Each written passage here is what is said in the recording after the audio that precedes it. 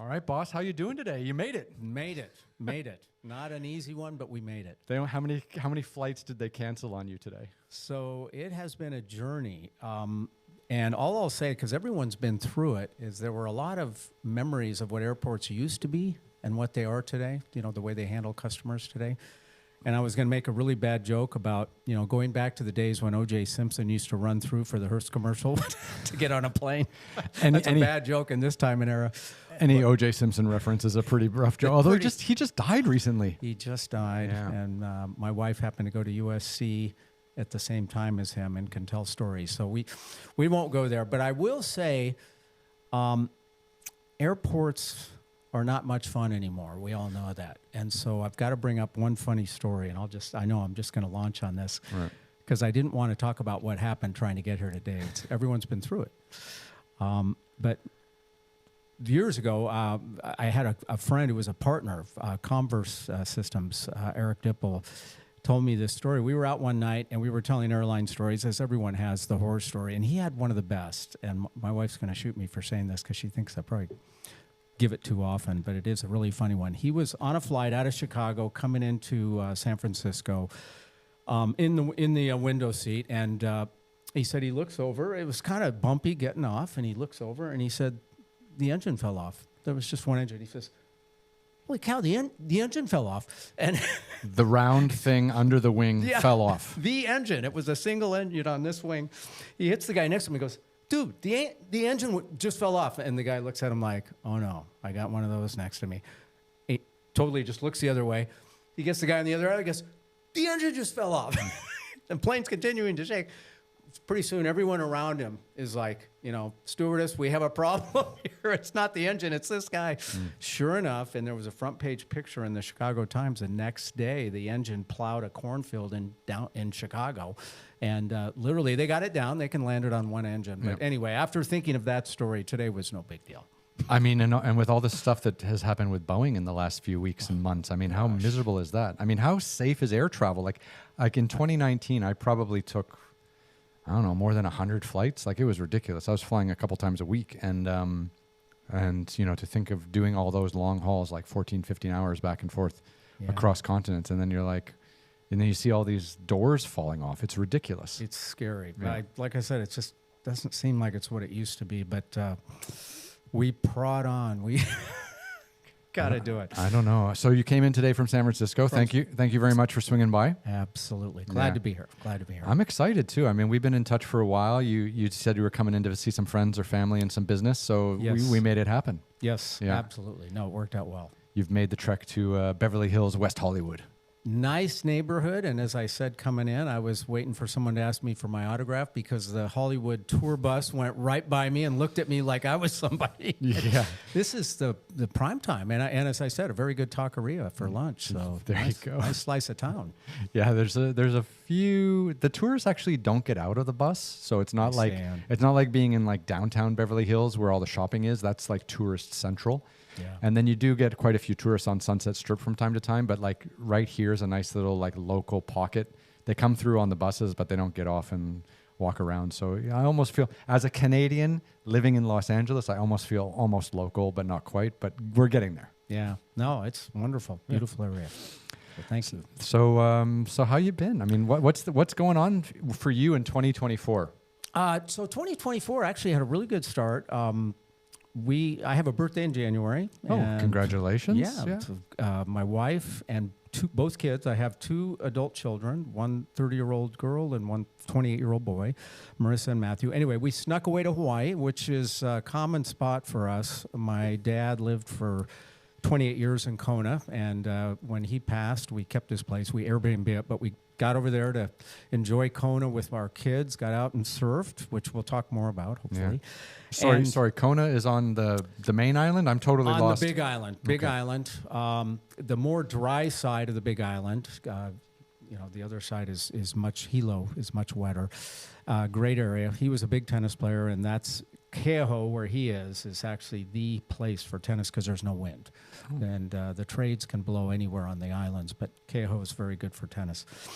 But anyway, then my wife and I snuck over to Kauai and had a wonderful week. Just the two of us. We had some friends gift us their place and even got in the water there and did some good surfing. So we had a great kickoff to it. And then it's just been very busy. I am finishing a book, which you'll hear more about, Surfing in Heaven. Anyone who's written a book will know if you're self-publishing. And I listened a little bit to Lori Singer, your last interview, and I was just amazed at what she was doing and writing a book, because it's a full court press. It's pretty much all around sales, marketing, writing, editing, you name it. So anyway, we're hopefully this summer going to get the book out. So I've been heads down on that. But it's been so far we've had a good push into 2024. That's good. That's good. Yeah, self-publishing's hard. Like I've written 4 books. Oh, there you go. One about the China motorcycle trip, one about the India one about the Brazil one, and then one about my Sacred Mountains trekking in Tibet and stuff like that. And like if you just leave them on Amazon and expect them to sell, they never do. If you self-publish, getting into bookstores is impossible, because they cut deals with the publishers for positioning in the stores.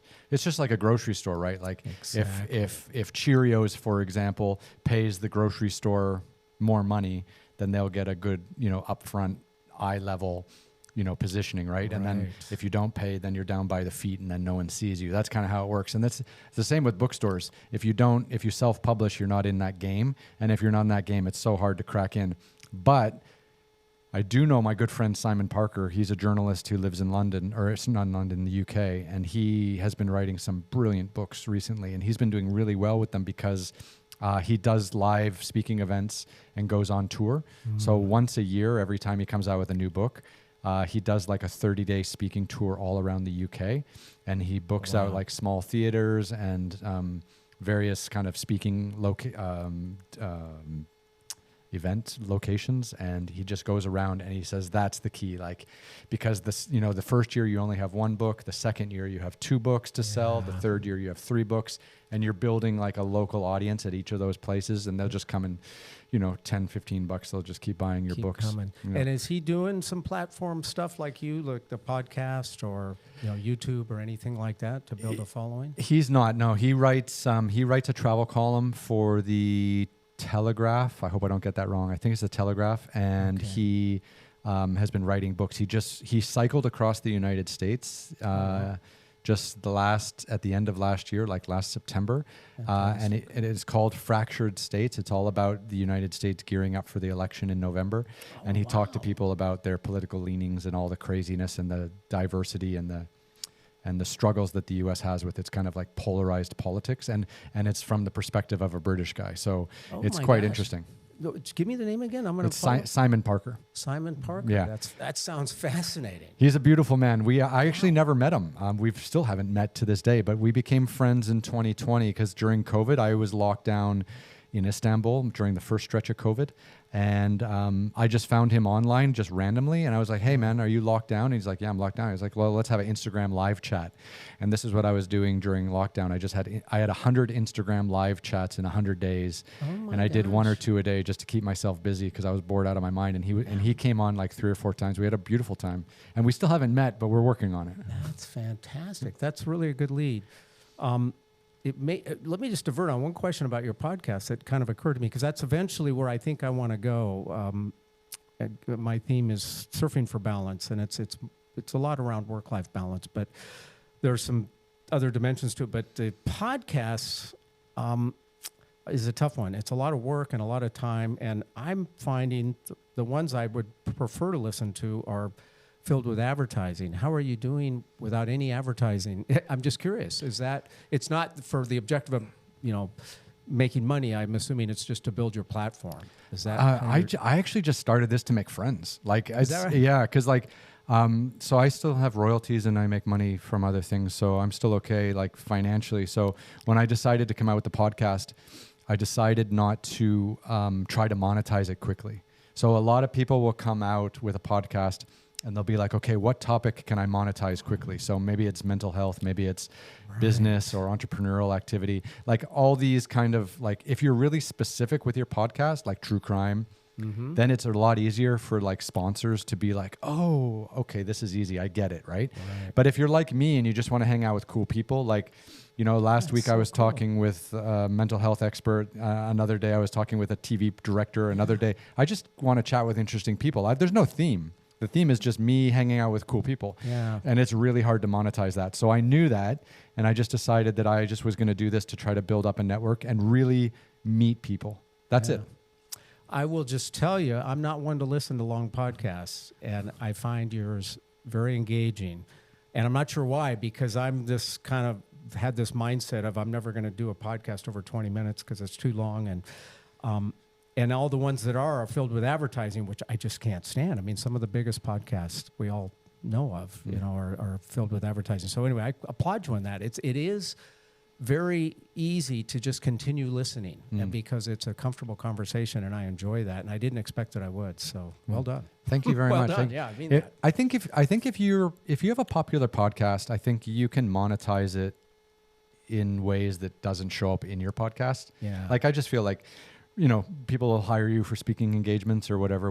But I just want the listening experience to be really pure for the audience, like especially the people who are tuning in on YouTube so they can see the video and see us just chatting, being in the same room, and getting along and laughing and just actually enjoying face-to-face conversation again, which I think has been so difficult. And you know, when I came to Los Angeles, you know, 5 months ago, I knew a few people, but I wanted to meet new people. And I think, you know, I have a platform and I have a lot of followers and stuff like that. So instead of just meeting someone for coffee, I was like, well, why don't you come by? We'll do a podcast and we'll really get to know each other. And then we'll create some content for people to follow. And you've got a story, I've got a story. Like, let's just get into it. And everyone has a story, right? That's what's amazing once you talk to people. Yeah. And I just felt like this is the way I wanted to meet people in Los Angeles. And meeting someone like this and having a 1 hour or 2 hour, 3 hour conversation, however long it is, you build such a much more meaningful connection with someone than just having coffee or just having a Zoom call. And I've actually had a lot of backlash because I refuse to do Zoom podcasts, and people are like, it's the 21st century, you're a fucking idiot. And I'm like, no, I know exactly what kind of product I want to put out into the world. I know exactly what kind of conversation I have, and I'm really glad you're here. No, absolutely. That's wonderful. Thank you for the background on that, and it helps me cite myself in terms of what I do going forward. I'll show you what I do on the back end too. I'll show you what I do with the video, and I'll show you what I do with the audio to clean it, and then before I upload it. And I've got my like post-production routine down to like, because I don't have a producer helping me. I don't have anyone. I just do it all myself. And the whole thing takes me like probably less than 20 minutes. Oh my gosh. Yeah. Really? Yeah, because I live switch while we're here. So all these cameras I control, right? So we go wide. We got the wide here. You know, we got you, and then we got me. So I control all that while we're talking. So the point is I'm looking at you, but I can still see the screen and I can still live switch. And that saves a lot of post-production time. Because the worst thing, if you're not monetizing your podcast, you can't hire an editor, right? Right.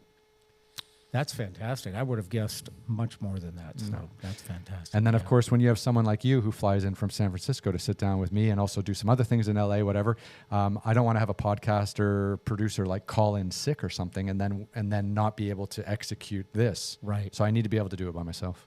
Yep. Yeah. Makes sense. Yeah. Makes sense. So that's where I am on my podcast.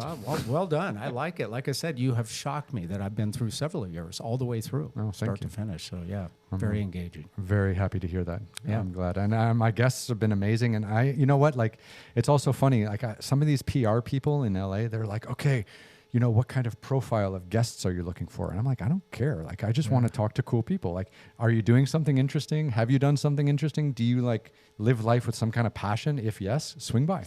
That's what caught my attention was the passion comment. Yeah. And again, I think everyone has one, but anyway, I just know I do. So, and what is your passion? Let's get into this. Yeah, here we go. Get ready. No, I mean it's surfing. It's through the book. You know, you'll kind of be able to feel me out there, but it's partly kind of a historical context of surfing. And my dad was one of the early Malibu pioneers. These guys that kind of fought in World War II. The lucky ones that came home. They had this thing called the 5250 Club, and that was, you know, they all went on the GI Bill. which meant if you had, I think it was 20 units at a community college, they would pay you $50 a month for 52 weeks. And they were living like kings after the Depression, which they lived through after the World War II, you know, the horror of that, and some of the stories there were just amazing. But anyway, they hung out at the beach at Malibu and learned to surf and started this whole, you know, Gidget kind of generation of surfers at Malibu in the, you know, late 40s, early 50s. So hold on. So if you had done a certain amount of schooling and then you had fought in World War II and were lucky enough to survive, the government would pay you just to hang out for 52 weeks. Yep. And well, you had to, as long as you're taking the 20 hours, or I can't remember what the minimum units was at a community college or a college. Right. Yep. And then you could just spend the rest of your time surfing. Oh, yeah. And as Dad told me, he said, you know, we after what they'd been through in World War II, they thought they'd died and gone to heaven. Literally. They were just living like kings. And not only that, but they got into surfing. You know, Malibu's a great beach. They had it to themselves. Yeah. You know, it's quite an era. So anyway, my story kind of starts there, and then just, you know, as he passed the baton on to me, I kind of carried it forward, and it's a lot about growing up in Southern California. Little town, Corona del Mar. Do you know Corona del Mar? I don't know that, yeah. So Newport Beach has going down the coast, you know, you kind of hit L.A., Long Beach, and then, you know, you hit Newport. Well, Corona del Mar is this little community right on the beach. In fact, I'm going to give you more than you want to know about surfing, but the original surfing spot in California where in essence, the world championships were held, they called it the Pacific Coast Championships, were Corona del Mar. There was, before the jetties for Newport Harbor were put in, it was the best surf break on the whole coast. Anyway, so we plopped down there and ended up growing up in this little community, and it was just idyllic. It was, you know, you go, you know, we were 3 blocks from the beach, had the obligatory shower in the garage to get the sand off you before you came in the house. Of course. And, you know, nobody cared or knew where you were all day as long as you were home for dinner. And we felt like we pioneered surfing. You know, we, you know, had our little community that surfed out at the jetties in Corona del Mar, and then slowly we all kind of grew up and went off. And most all of us, surfing became kind of the main part of our life. We still have kind of a reunion every 5 or so years. We call it the Corona del Mar Surfers Reunion, where a bunch of these guys get together and, you know, kind of rehash the good old days. Yeah. But it's very cool, and it was a very neat community. So it kind of, the book kind of launches and gives a lot of basis for surfing. And then as about, you know, leaving high school, going to college, and afterwards, I ended up, I won't go through all the history, but I ended up in Silicon Valley. We've been up there over 32 years, and just did the tech thing there, you know, sales and marketing and tech for 25 years, and continued surfing.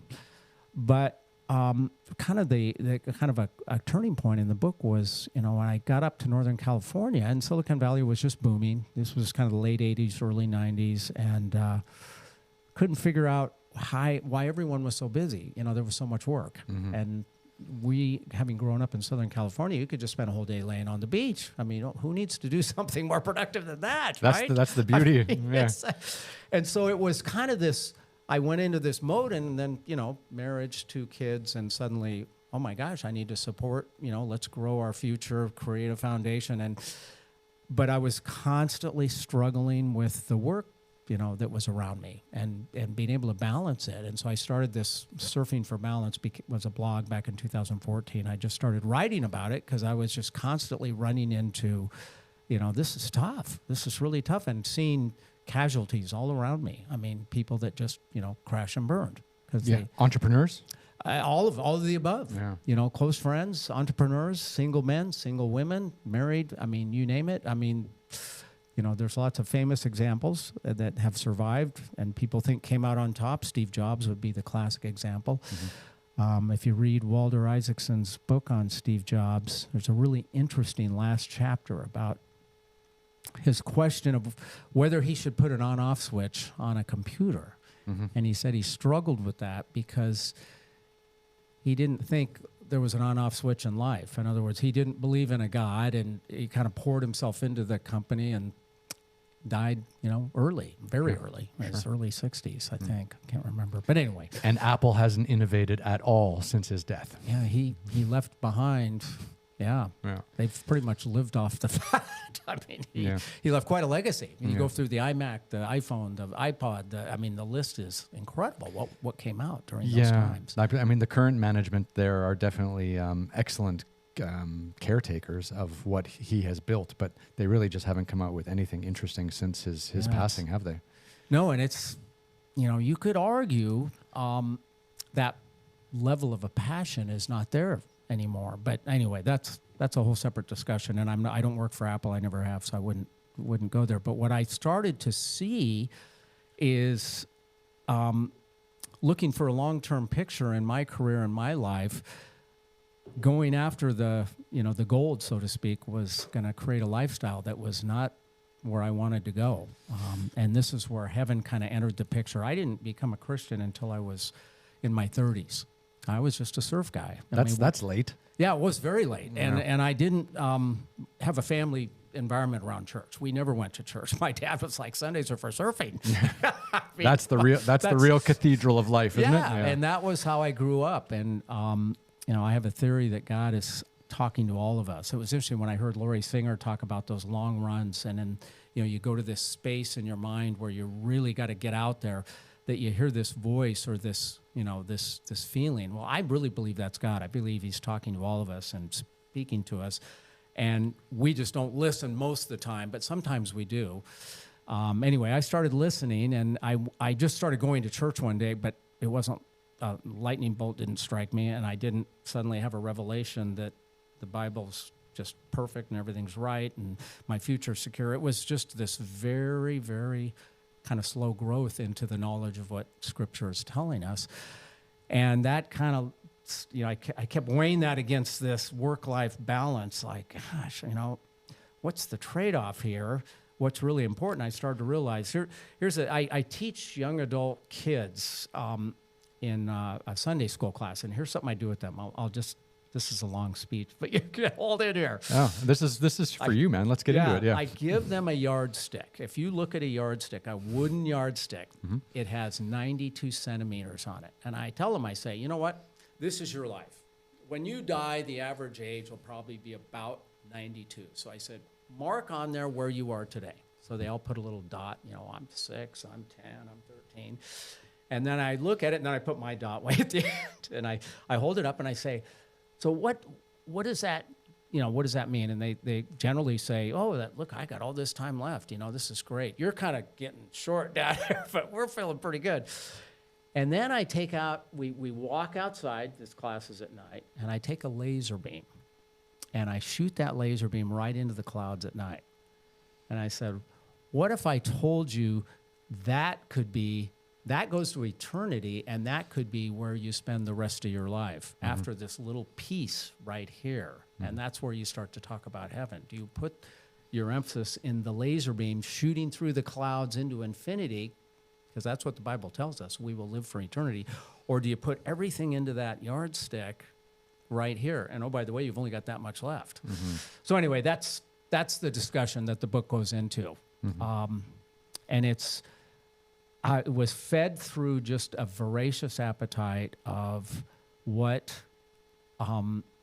books, and the Bible and people are saying about heaven. I've just became I've probably read 60, 70 books on heaven. It just became a fascination to me. What's it going to be like?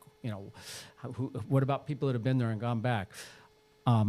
It just fascinated me to think about what that could be for eternity. It is the big question, isn't it? It is. Yeah. And there's a lot of very interesting books out there. Yeah. I had a similar kind of revelation, but it wasn't so much around religion, but it definitely had like a connection with spirituality. And it was when I was doing a lot of hiking and climbing and trekking out in nature. And it was having this kind of really intense, beautiful connection and finding that spirituality kind of in nature. Yes. And through that connection with nature, and whether there's a deity behind that. And, of course, where I was trekking, it was in Tibet, so they're Buddhist. And, maybe I was in northern India where where they might not be Buddhist, they might be Hindu or something like that, or whether I was in a Muslim part of the world or whatever. But they all seem to have that kind of respect and connection for nature. And I kind of fell into that. And that was a very kind of peaceful, healthy thing for me to explore at that time without really having pinned a religion to it, but just enjoying and embracing that spirituality and what you can find out in nature, and how that heals you and calms you and helps you kind of it kind of like puts you back together and gets you ready to go back into civilization and society, because that's where you kind of get worn down. And then you got to come back to nature to heal yourself, right? And that's exactly what I'm talking about. I mean, some of the smartest people in the world have looked at creation and what we have and said, there's no way this could have just happened through an explosion or whatever your theory is. Albert Einstein himself was not really a believer in God, but he was very clear that there had to be intelligent design in the universe. I mean, there's just no way that could happen at random. So some of these stories that are out there, there's a recent one that we stumbled across on surfing, interestingly, called The Perfect Wave. If you get onto Amazon Prime, there's a movie called The Perfect Wave. And let me just give you an example of this. Ian McCormack, Kiwi, a New Zealand guy, was on a trek around the world to find the perfect wave, and just young kid doing a lot of drugs, just surfing his brains out, and got stung by a box jellyfish in, I can't remember the island, in Malaysia, but there's an island you probably know, starts with an M. But anyway, and literally in a hospital in Malaysia, died on the table. Had a friend come in to witness the whole thing. He ended up waking up, and it's this in the movie. There's also a book on it called the Dive to Heaven, and he changed his life from that point forward because he said he felt the love of God, and he spent the rest of his life, and he's still alive today. He's in his 60s, and he's just going around telling people about this experience. And him and his wife are like full-time missionaries telling this story. From his near-death experience. Yeah. And it was, like I said, there's a book also. It was very ironic. He didn't have a thing to do with the movie. He didn't want any profit to be made from his story. Someone just said, well, this is such an incredible story. We've got to get it out. They made the movie. I think it was Clint Eastwood's son plays him. Cheryl Ladd, the old Charlie's Angel, she plays his mom. I thought it was a great movie. But anyway, and then just about 8 years after that, another friend came up and said, you need to write a book about this. He said, I don't want to write. I don't want to profit from it. Anyway, this friend said, tell me the story. I'll write the book. So they wrote the book, and it's called The Dive to Heaven. But anyway, how much did that glimpse of whatever he saw, and he talks about it in the book, but we're not going to go there, but that he would spend the next 50 years of his life they said in the book, on the back cover of the book, they say he's told the story to 75 million people. That's no joke. No, I mean, it's like, what? But anyway, those are the kinds of stories I got into. And then I pulling the Bible alongside, I started to look at this and say, actually, there's nothing in the Bible that contradicts this. I mean, there's some very specific things in there. So anyway, it just became a mission. And so my ultimate vision was, why could we not surf in heaven? Right. Give me a good reason why we couldn't. And I firmly believe, and I create a case in the book, that based on what's in the Bible, we absolutely can look forward to that. Surfing in heaven. Absolutely. You'll be surfing, I'll be rock climbing. No, we'll call it a day. I'm telling you, there's the physical world, there's mountains, there's water, there's food, why not? And that's where I go with the story. I always find it so much more interesting to talk about religion, which is always a kind of topic which is a little bit hit and miss with people. But I always like talking about religion with people who have found religion later in life, because I find because I went to Catholic school and stuff like that. I grew up Catholic. Okay, I went. So you probably had more than me. Yeah, but at an early stage. But I feel like once, because these are essentially stories that have been created by man. They've been passed down through many generations and changed over many generations. And whether you place a lot of faith in them or not is completely up to the individual, right? It's a difficult thing. But I always find listening to someone who didn't grow up religious and then who became religious in their later years, or even around 30, or once they've lived enough life to be able to really understand life, then it's always much more interesting. So I've spent a lot of time in Muslim countries. I've spent a lot of time in Buddhist parts of China, especially. And when you talk to someone who became kind of interested in religion at a very young age, I feel like the arguments are a little bit harder to swallow. But when you talk to people who have lived a long life, or at least enough, and then have found religion later in life, whatever that religion might be, whatever suits your, your basis of feelings and connection, like then I always find those people are much more interesting to talk to because their ideas behind why are much more well developed. Right. Yeah. No, and that I hear what you're saying, and it is for me something that just was such a slow growth. It just kind of happened. Like I said, I say in the book, I actually give credit. I have a grandmother, my grandma Owa, who prayed for me insistently her whole life, and even would send me letters of her prayers. And so I give her a lot of the credit. But anyway, because you were her crazy surfing grandson that was going to get eaten by a shark. That's right. Exactly. Of course, she was praying for you. Exactly. No, you've got it. Yeah. So anyway. So what was it like? Let's go back a little. Like, what was it like growing up in Southern California? I guess your father was not a baby boomer. He would have been the generation before that in the war. So you kind of grew up in the 60s? So we were the 60s mostly. I mean, graduated from high school in the 70s. But I'll tell you, like I said, Chronomar, if you go look on a map, you could just pretty much look at the map and go, yep, that would be pretty idyllic back in the 1960s. And it absolutely was. I mean,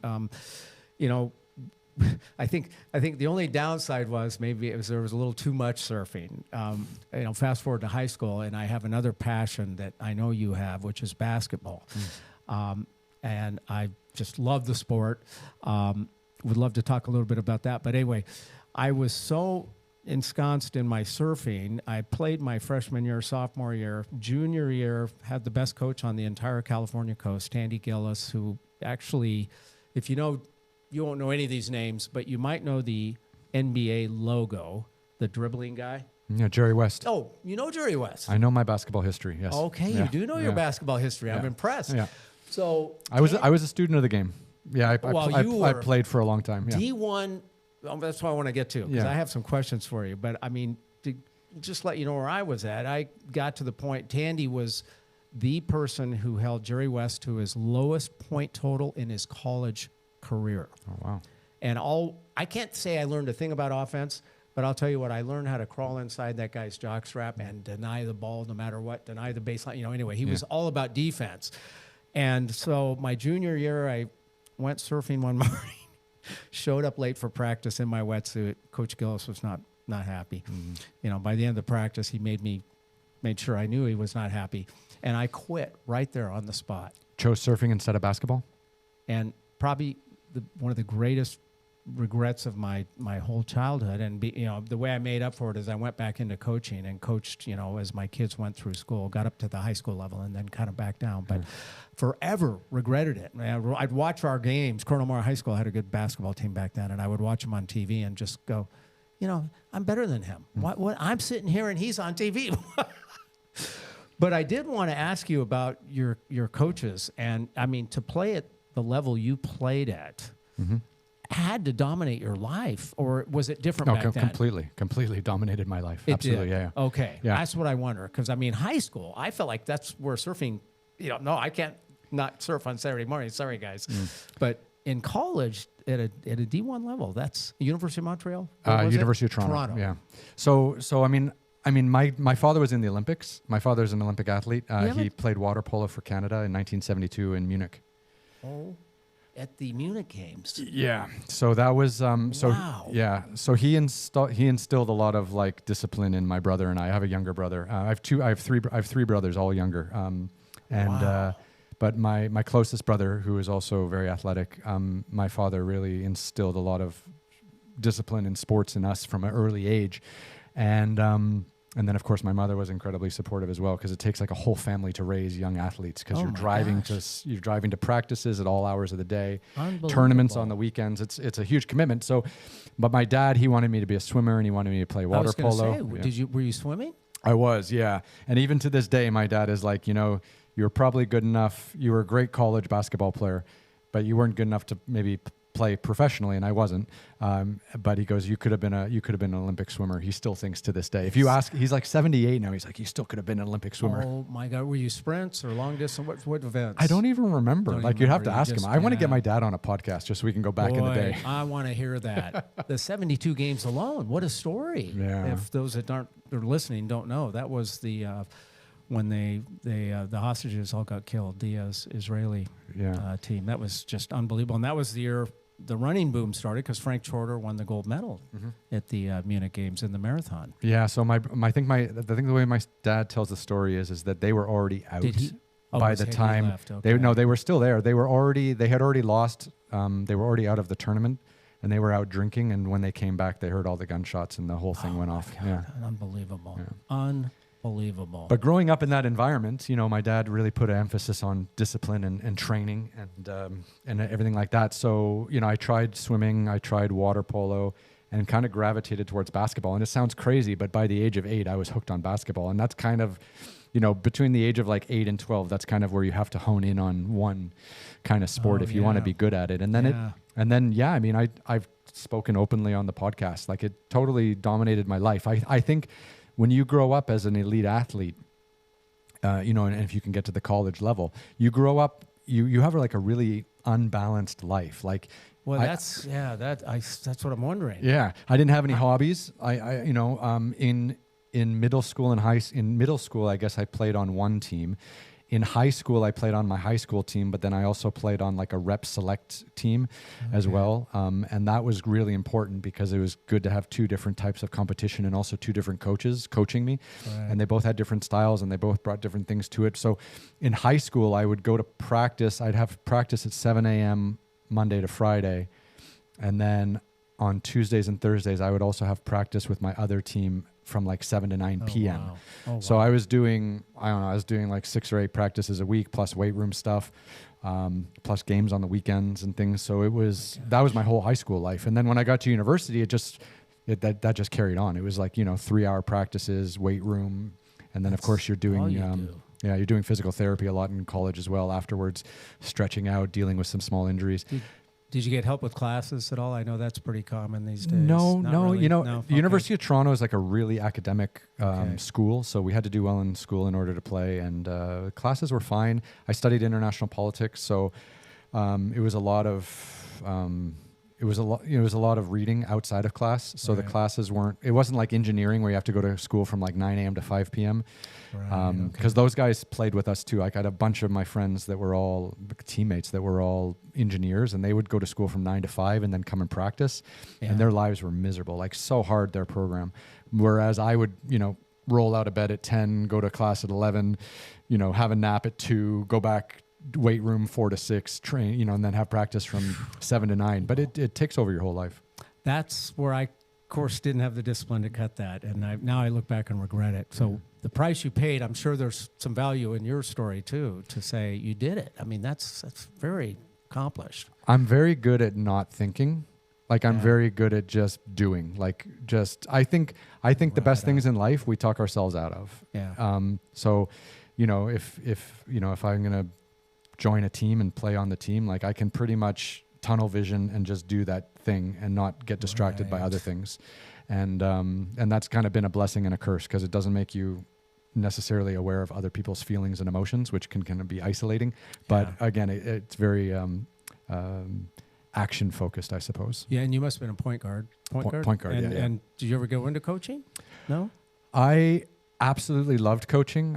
So in the summers I would work at basketball camps. A lot of the university players would do this. The University of Toronto had a summer camp, 8 weeks, and a lot of the players would join the summer camp, and that just keeps you around the game and it keeps you sharp. And we also had to play in the summer league, so we had an 8-week summer league. We were playing twice a week, and I was also taking summer school classes in the summer so that I would take less classes during the school year, so my season would be less strenuous. Okay. So I was just around the school and around the game, and coaching kids was an absolute highlight. Like, I loved watching them get better, it was rewarding. Yeah, and I think if I didn't go to China, maybe I would have stayed in North America and coached. Yeah, and I would have loved that. But I quit basketball cold turkey, and I literally didn't touch a basketball for almost 20 years. I really got burnt out, and then I moved to China, and then my life took a totally different. Totally, yeah, that would be a change and a half. Did you follow John Wooden at all, UCLA? Oh yeah, of course, of course. Yeah, John Wooden and Kareem Abdul-Jabbar played for him and set all the records. And then Kareem went to the NBA, and then Magic, and then James Worthy. I grew up in that whole era. That's great. Yeah. So great book that just came out, well, about a year ago, Coach Wooden and Me. If you haven't seen it, it's very insightful. It's by Kareem, and it's talking about his relationship with Coach Wooden. Okay. Really good read. Yeah. I've, of course, grew up in Southern Cal. If you're a basketball fan, UCLA was, that's when they marched and got the 10 out of 12 championships. The dynasty. And so I'll just tell you a little snippet on Coach Wooden, and he's forever, he's like a mentor to me. And of course, I've never met him, but I was doing sales training at IBM up in Silicon Valley and just struggling with how to motivate the team. I don't know what I was thinking, but I sat down and at the time, typewriter wrote him a letter saying, Coach Wooden, I like your pyramid of success, but how can you apply that to the business world?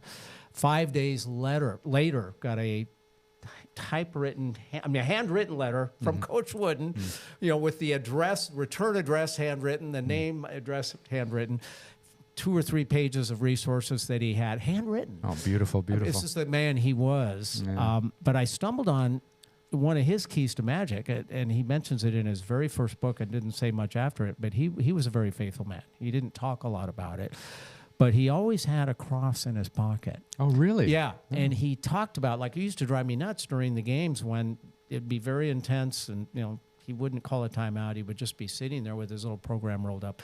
And he said, if you look at him, he always had one hand in his pocket and he was rubbing this little metal cross, and that just comforted him and allowed him to get through those difficult times in the games, which I thought was just very sweet, how he, kind of relied on his faith to get through those times. But anyway, he was quite an icon in Southern Cal at that time. There's so I just watched this documentary a few weeks ago on Bill Russell, and obviously he's a great champion for the Boston Celtics. And then of course it talked a lot about Coach Red Auerbach as well. And and I was obviously well before my era, but it was so interesting, like listening to Red Auerbach say, like, so in that era of Bill Russell, which I guess would have been like late 60s, early 70s, there was kind of an unwritten rule in the NBA that you would only have one black player on each team. And Red Auerbach was just like, well, is there a rule or not a rule? And they're like, well, it's an unwritten rule. And he goes, well, fuck the unwritten rule. He goes, I'm getting the best players and putting them on my team. If they're good, they're on. If they're not, they're not. Yeah, and he was the first. Red Auerbach was the first player to have 3 or 4 African Americans start, and he really like ushered in this kind of racial integration of the NBA, which today has changed the lives and changed the quality of the game and everything, and inspired millions of kids all around the world of every shape and color, right? And when you think like that can kind of be linked back to Red Auerbach and Bill Russell and their successes. Yeah. Wow. Yeah, those were the good old days. I mean, obviously Michael Jordan took the game globally, but as long like within the United States, people like Bill Russell, people like John Wooden and Kareem, and then Magic and Larry, and having their college rivalries at Michigan and Indiana and stuff. It was just, I loved all that. Like I know more about basketball from the 1970s to the end of the Jordan era. Yeah. Because that's when I moved to China, and then that was when I got burnt out, and then I kind of stopped following. And I don't, like, apart from LeBron, and of course Kobe passed away recently with the helicopter accident. Like, but apart from that, I don't know anyone in the last 10 years that's been playing. Yeah. Well, it's hard. It is hard to keep up with. I don't keep up myself anymore either. Just tough. I'd like to go to a few. I went to the mid-season. Tournament in Las Vegas in December. That was actually really fun. That was an interesting idea. Yeah, very interesting idea. It sounded like it was pretty successful. It was. I mean, it was an LA crowd because it was Vegas and everyone's so close. So we ended up watching a lot of, and the Lakers won, and LeBron was, I think, the MVP. But it was a real Laker crowd. But Vegas is great for that, and I think I watched 5 games in 2 days. It was fantastic. That's great. Very much like a college atmosphere. Yeah. That's no. Well, I had to ask you a few questions there because that's a common link. You can ask me anything. But I got motorcycle stories. I got mountain climbing stories. I got basketball stories. I got parent stories. Yeah. I noticed on your website you've got the 7 summits listed with 3 of them clicked off. Are you planning to do all 7? Well, I don't know. If you're going to be like an adventure guy, and if you're going to be like a mountain climbing guy, like, one of the things that helps you in your career is if you do the 7 summits on 7 continents, right? So each continent in the world has its highest mountain. And, if you want to be like a great adventure. You're supposed to do all of them, but some of them just kind of like are really hard to get to. Yeah. And some of them, like Everest, for example, like Everest is the last mountain on my list that I want to climb because of all because of all the traffic. Yeah. It's and it's money, right? Yeah. It's pretty expensive to even get up there now. It is. And just to be up there in a traffic jam would just drive me nuts. Like I remember we climbed Mount Elbrus in Russia a few years ago when it used to be okay to go to Russia. Now it's not. Like we were the only ones on the summit. Yeah, and we didn't see anyone the whole week. We were there, and at Aconcagua, there were maybe 100 people at base camp. But on the day we climbed, like we were only up there with maybe 10 other people, and there was no lineup and no people taking selfies and being stupid. Like, I just feel like there's so many other great mountains to climb, and that's also why I want to make TV shows. Like, I want to teach people like that these other places exist. And I climbed this beautiful peak in Mongolia. It's called Kuten Peak. It's the highest peak in Mongolia, right on the border with Kazakhstan, Russia, and China. Oh, wow. Right on. It's this beautiful little spot, and that was a really beautiful mountain to climb. And it's not Everest, but point to it on a map. Like just continuing to show people different parts of the world, and that was why I really wanted to get into television, because I really loved kind of educating people. Yep. And you sound like you spent some time in Switzerland. I can't remember when in your life. Just recently. Yeah, just recently. During COVID, I was a lot between Switzerland and Dubai. That's what it was. You didn't climb then at all. Oh yeah, I was climbing in Switzerland. Yeah. I'm just curious. I've spent a little bit of time climbing in Switzerland, but not much. But where were you? I was mostly in the southwest near Verbier. Okay, I don't know that area. Okay. So obviously, like the Matterhorn is the big mountain, and that's in Zermatt, which is right next to Verbier. So. But again, the Matterhorn's very busy too. I never really felt like it was worth it. But have you ever done the Jungfrau area at all? The Jungfrau, the Jungfrau. I of course know Swiss German on my side. I've been there, but I haven't climbed there really. At all. That's a beautiful area. Yeah. Oh my gosh. But I did have a great guide. So I have this guide. His name is Yves, and he's this beautiful French-Swiss guy. And he lived just around Verbier too. And we would go climbing.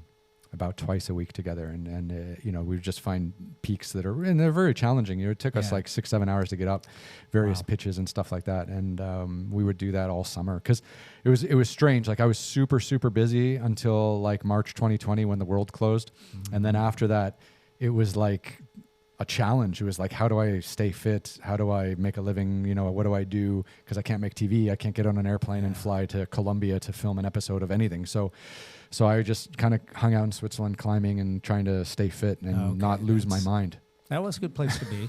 I mean, that's, beautiful place. Yeah. It was easy. It was easy to go, and of course, from Switzerland you can drive everywhere in Europe. So it was a way for me to be kind of in a place where I was up in the mountains loving it, and then I didn't have to worry about flying and getting PCR tested and all this craziness, which took over our lives for a few years. Yeah. That was not fun to look back on for anyone. Really. No. Yeah. I mean, because I can tell you, like when the world closed, I was in Ethiopia. Oh, wow. Yeah. No kidding. Yeah, because, I was supposed to film in Saudi Arabia in March 2020, and then it got canceled because of COVID. And then I was like, well, Africa is still open. So I was just going to go to Africa with my guys, my camera crew, and we were just going to film a bunch of episodes in Africa because I love the African continent. There's so much diversity.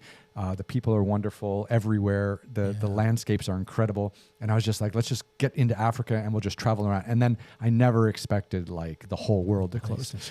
But we were in the Simeon Mountains in northern Ethiopia on the border with South Sudan when the world closed. Oh, wow. Yeah. That would be interesting. I have not been to Africa at all, so I can't comment on that. Magical. I mean, really? we filmed in Uganda, we filmed in Tanzania, we filmed in Morocco. I've been to South Africa a few times. It's spectacular. That is amazing. I'm a big lover of that part of the world. I wish that was one of the great things about being in Dubai is because it's like 6 hours to Asia, it's 6 hours to Europe, it's like 3-4 hours to everywhere in Africa except South Africa. That's like a 12-hour flight, and then you can get into Russia and Central Asia from Dubai as well. So that's why I chose to kind of live there because I left China in 2019. But it's pretty hot, right? I mean, in the summer, which is when I went to Switzerland. Yeah, okay, that's where you're retreating to Switzerland. Yeah, because if you're not traveling like 300 days a year, you definitely need to get out of Dubai in the summer. Yeah. That's sweltering from my knowledge. Wow, it's a hot one. Yeah. Oh, and I'm gonna take a sip here. Absolutely, you take a sip, but I mean, was was your love of surfing straight from your father? That's a really good question. Because there's such a surfing community, and you got the Beach Boys, and you got this lifestyle. Yeah. Was it the lifestyle, or was it like the actual surfing that made you fall in love with it? So there's a lot of stories in my book, but one of them is, and I'm going to answer your question in a long-winded way, was a surfing club that took place down in San Clemente. If you know where Camp Pendleton is, well, actually, if you've driven down to Southern Cal, you've seen the power plant right there. There's a nuclear power plant called San Onofre. To answer your question, I have actually surfed there. No way. Yeah. Oh, you know San Onofre. I know San Onofre because when I grew up, I got into skateboarding because I grew up in the 80s, right? And I grew up in this like Dogtown skateboarding club, Venice Beach, like Tony Hawk. All these guys were starting, Pyle, Peralta, all these really famous skateboarders and skateboard companies. So I grew up in that era. So before I became like a really serious basketball player, I was skateboarding until I broke my wrist, and then I had to make a choice. I chose basketball, but I was also trying to surf, and I had a very good friend of mine named Scott, and he moved from Toronto. He used to be my neighbor. Super nice guy, Scott, trying to get him on the podcast. But he moved to San Diego, and then I would go see him in San Diego. And when I would go to San Diego, I would use that platform to come out. He lived in La Jolla, so I would come up to surf on the coast, and it was beautiful. I got to do that like maybe once a year for a few years there. Oh, it's a wonderful place. Yeah. It's a wonderful wave, kind of a gentle rolling Waikiki style wave, but just a wonderful, very extremely consistent. That's one of the best things about it. But anyway, there's a history there, and the answer to your question is San Onofre is what got me to fall in love with the sport, and that's because after World War II, there was a known surf community there. It was actually a fish camp. It was called San Onofre Fish Camp, and it had been there in the 20s and 30s, and there were some famous early surfers that hung out down there. But, of course, when World War II took place in the 40s and the whole Marine base was formed to recruit and train all the Marines, everything shut down. And after the war, some of these surfers, some of these same crew my dad was hanging out with, went down and talked to the Marines and said, hey, this fish camp, San Onofre, we'd really like to create a club and just have it down on this beach. Well, and so they said, sure.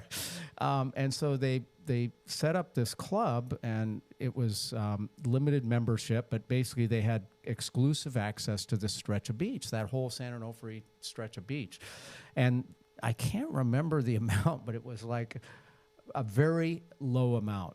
Well, if you think about it, what happened is these same Marines that they were dealing with, they had been shoulder to shoulder in combat in the war. And these guys come back and say, hey, this beach here, it looks pretty good. There's good fishing. We can hang out and surf. Why don't we set something up with the Marines?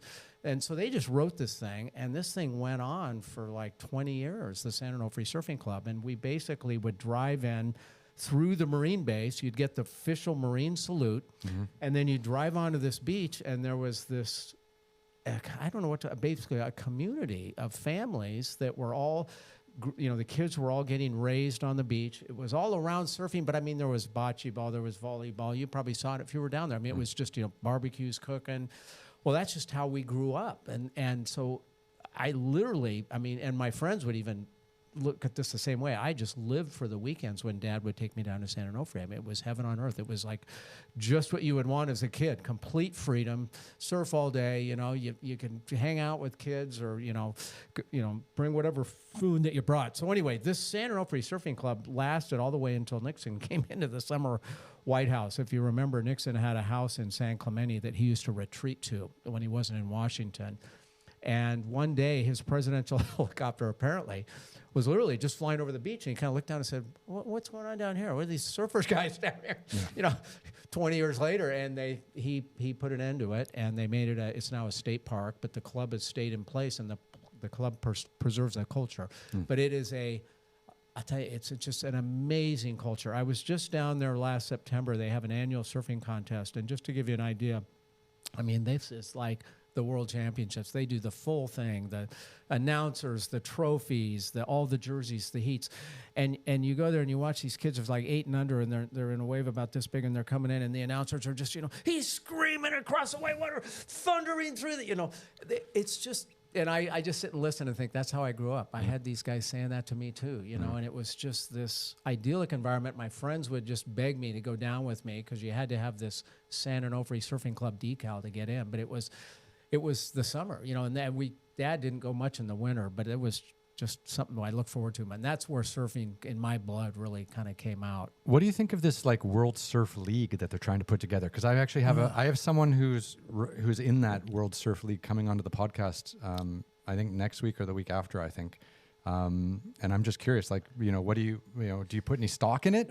They're trying to commercialize the sport. They're trying to get the TV, the revenue coming in. They're trying to get prize money that actually lets people have a life and also be a surfer, you know, like trying to get some financial compensation for these incredible athletes, male and female, who are, you know, who live on the ocean. And I just feel like, it's a good try, but I don't know enough about it.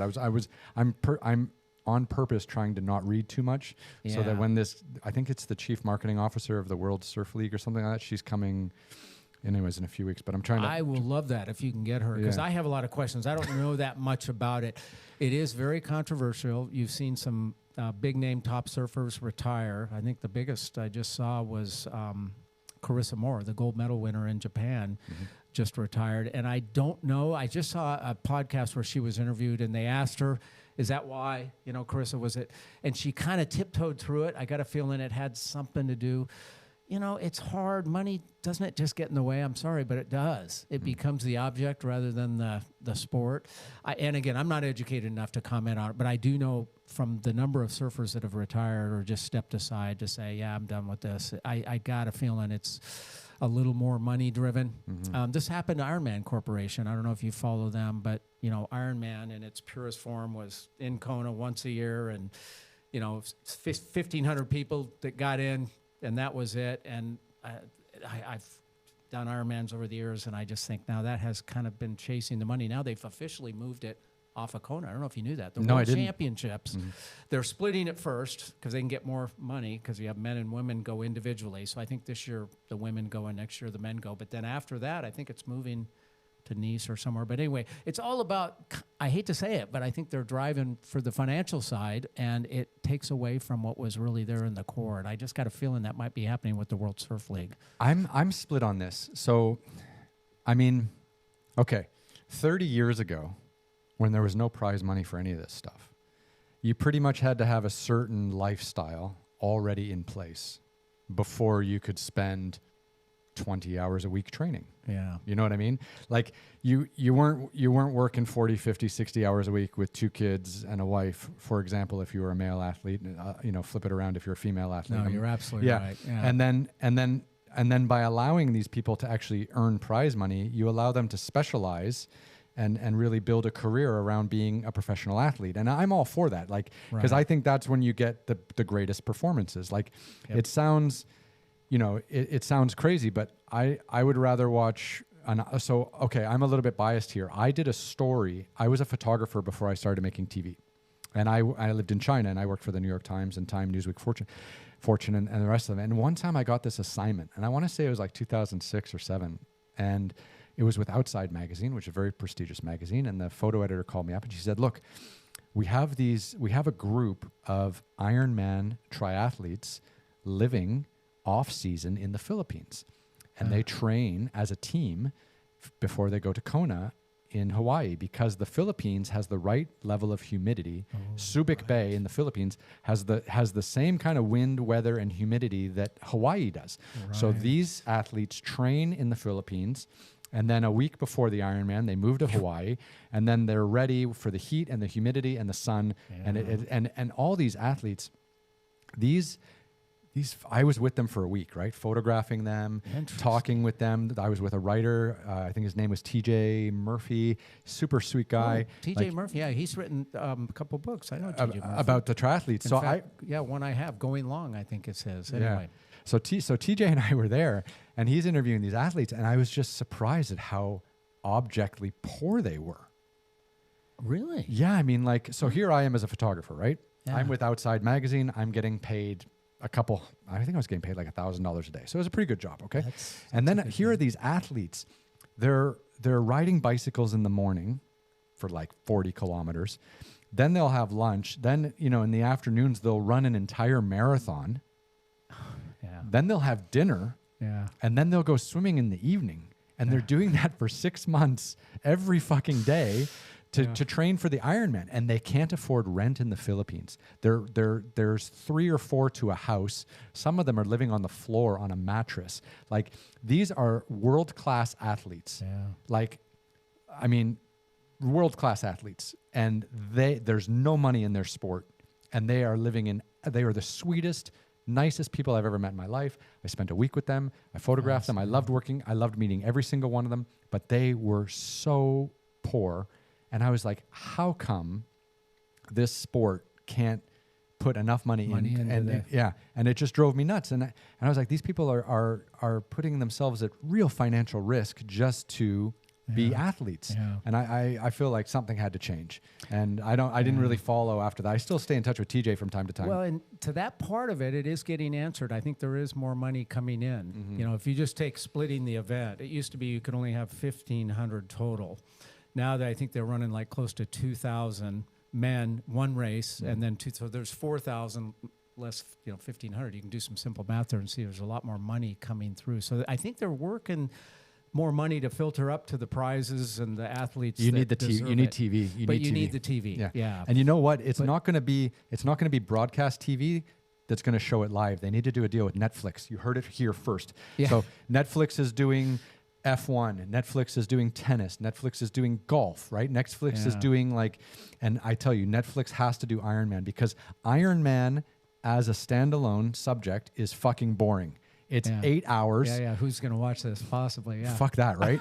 But if Netflix can turn that into 8 episodes or 10 episodes and follow these athletes in the off season and then follow them up to the competition and then show how gritty and grueling it is for that one day where they actually compete and all the other events that they have to do leading up to the now you've got a product that people will watch.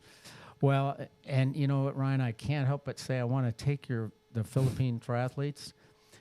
And you know what I'm going to say? I'm going to say this, but I want to put them in a room and I want to show them the yardstick and say, that schedule is for this yardstick, but you've got this much left. I'm going to shoot that laser beam and say, you guys need to start meditating, taking days off, taking time to read whatever your spiritual beliefs are. Because I think it's T.J. Murphy, if it's not, is another author who wrote the book Going Long, and that was the one I used to follow. And it's a road to destruction to be on that schedule. What they say the training required to complete an Ironman, or not even to complete, but to compete at a professional level. It's too much. I really don't think, in my opinion. Well, that's what it is, though, right? Like Michael Phelps. Yeah. I mean, 22 gold medals. I'm sure he had no life for 20 plus years, right? Like Tiger Woods, they have to deal with the stress. You have to deal with the training. People maybe have other addictions that they get hooked on in order to balance that out. Some people become, interested in drugs or alcohol or women or men or whatever. But, there's definitely some devil that they're juggling with. That's exactly it. I got certified. Part of my book is about a very big turning point in my life. I got laid off at 62 out of the tech world. And I went and got certified as a life coach. I spent a year in training at a company called New Ventures West. And I came away from that training with one thing, and that is just what anybody, even myself included, to coach someone, to help someone, and I'm thinking about these athletes in the Philippines again, but you've got to get them to slow down. Really? You think so? Yeah. You got to get them to slow down because you can't listen within unless you've kind of slowed things down. It doesn't happen. You can say you're listening, you can say but until you really kind of, calm the motor down, again, take time to just meditate or that's when the true self is going to come out. And that, honestly, after coaching people and seeing them, the ones that could do that could actually back off the gas pedal were the ones that saw great improvements in their personal wellness. But the ones that couldn't, they just kind of bumped along because they couldn't, back off enough. Yeah. But anyway, I'm in two minds of that. I mean, I've seen people who have trained really hard, and it's kept them out of trouble. Well, and then I've seen people who don't train so hard. And then in the downtime, it's women, drugs, alcohol. And then, so sometimes that hardcore training is a escape from some other demons in your life that you don't want to deal with. And of course, we all have to deal with our trauma at some stage. There's a great documentary. It's called what's it called? It's funded by water.org, which is Matt Damon's water charity company. And I can't remember what it is, but it follows these 3 ultramarathon runners. And they do like a run across North Africa to show I don't know how there's no water in North Africa, which everyone knows. But one of the runners, he is religious. He runs like a half a marathon a day. And he trained, and he's like 50 something, or in his 40s. And he said he was running, part-time, and he was working, but he was a drug addict. He was a womanizer. He drank all the time. And then it was only when he switched on and became like a full-time runner. And he was basically running like a half a marathon a day and doing like competitive runs almost every week. That it kind of got rid of the entire need for him to do anything else on the side. And it completely changed his life in the most positive way. So, wow. Well, exercise alone, right? Yeah. Because I feel like we're all full of demons, right? And it's just like, if you have too much time, then the demons come out, like for everyone. I mean, like we're all dealing with our own shit. And I just feel like, okay, maybe it's not good to ignore them, but definitely that physical exertion helps us kind of manage everything in our lives. I couldn't agree more. I mean, anybody that's, done the things that you've done, these ultra endurance events or climbed the mountains or done an Ironman knows that there is the endorphin, whatever you want to call it, exercise. I tell my kids all the time, they'll be in a funk or in a bad state or something's wrong, and I'll say one word, and they'll look at me and say, "I know, Dad, exercise." No, I mean, and I really believe that is true. But I also believe those demons. That could be God kind of trying to just prick you, saying, maybe you want to listen. Maybe you want to. And that's why I'm really big on just, whatever may be going on in your life, taking that time to just slow down enough to try and hear what might be going on up there. But anyway. Well, that's and to take it even further, like that's why I started hiking and climbing and stuff. And it wasn't so much specifically religious, but it was that spirituality of being out in nature and having it be kind of meditative and walking, hours, sweating, sleeping in tents, sleeping, with the rhythm of the natural world and all this kind of stuff. And that really did it for me. It really calmed me and helped me kind of stay focused and find a path. Absolutely. Yeah. And I couldn't agree more. Yeah, definitely. And that motorcycle trip you took in China sounded like another angle on that. Well, it was crazy. That trip was ridiculous. Yeah.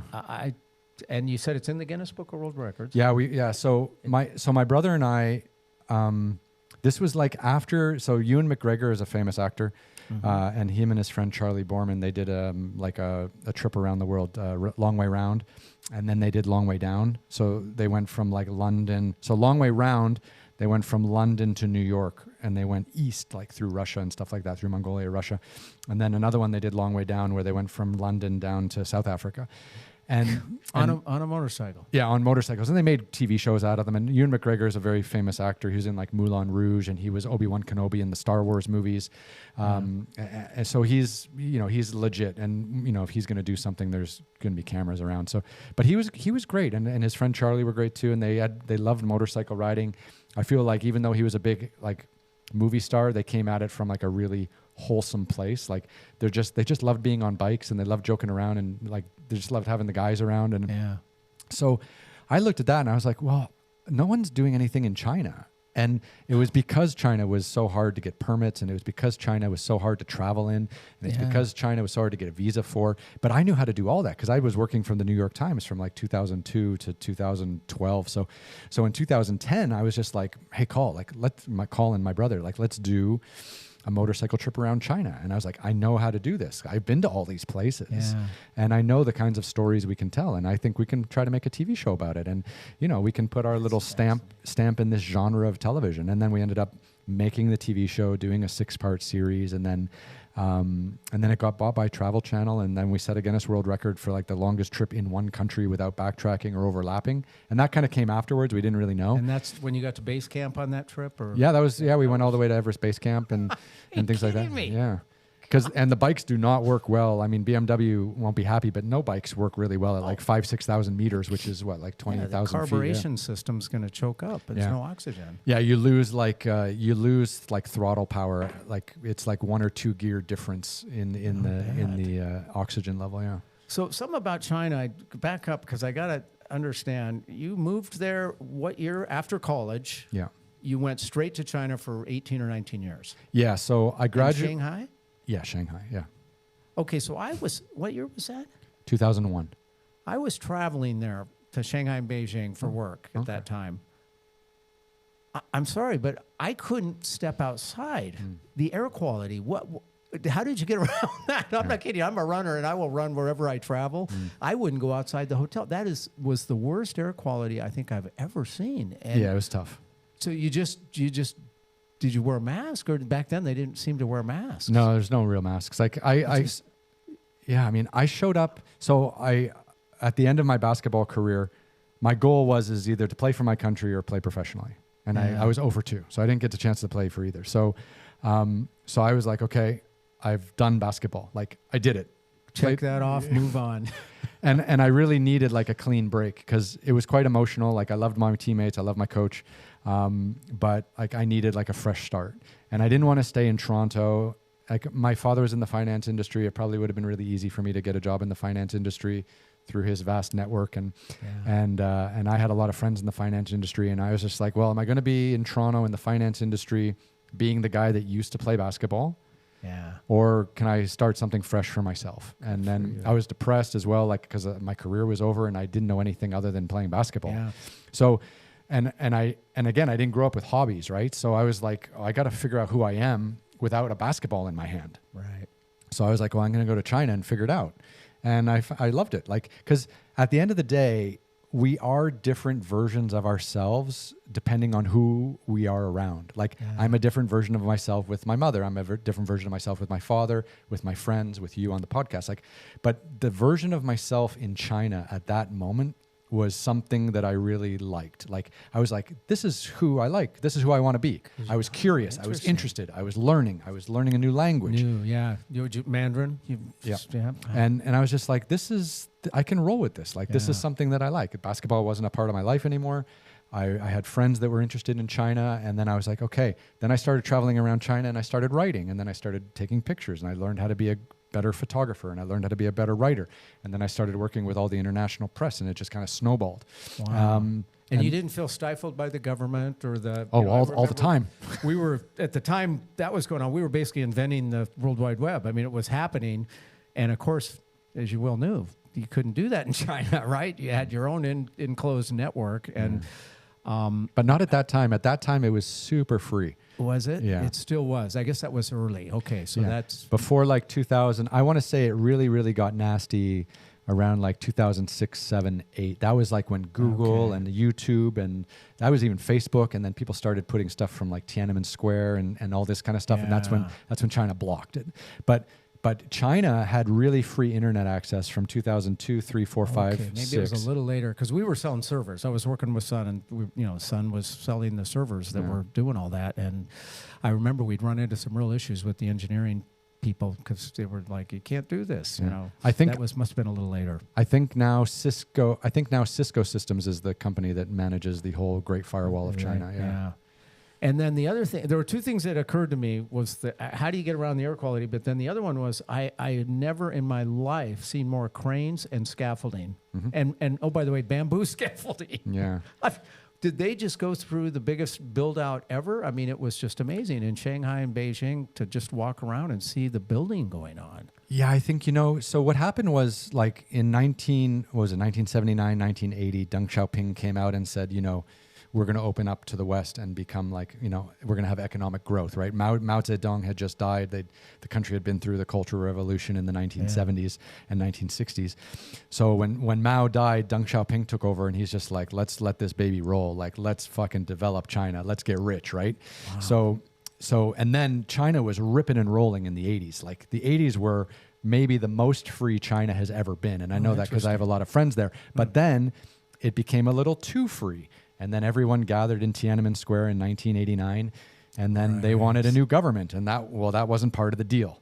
So they crushed that uprising. And then China really became a pariah in the early 90s, like 90 to 95, because because of what happened in Tiananmen Square. You couldn't be seen as a publicly listed company investing in China, because then you're investing in a totalitarian regime that had just quashed this democratic uprising. Now, whether it was a democratic uprising or not, whether other people were behind it, lots of conspiracy theories. But the point is, it didn't look like that. So, but then the economic development picked up again in the 90s. So by the time I got there, 2001, 2002, it was rip roaring. And honestly, that decade was the most exciting time, I think, to be in China. From 2000 to 2010 to see. Well, and they had the Olympics in 2008, right? Yeah. That was a big deal. And that was a huge build-up media-wise in China. So I was super, super busy from 2002 to 2008. That's fantastic. That made my whole career, really. Do you still speak Mandarin? No, I totally lost it. You got to use it. Yeah. You got to use it. Yeah. I mean, I learned French too when I was like 12, 13, and I lost all that as well. Because in Canada, you have to learn French.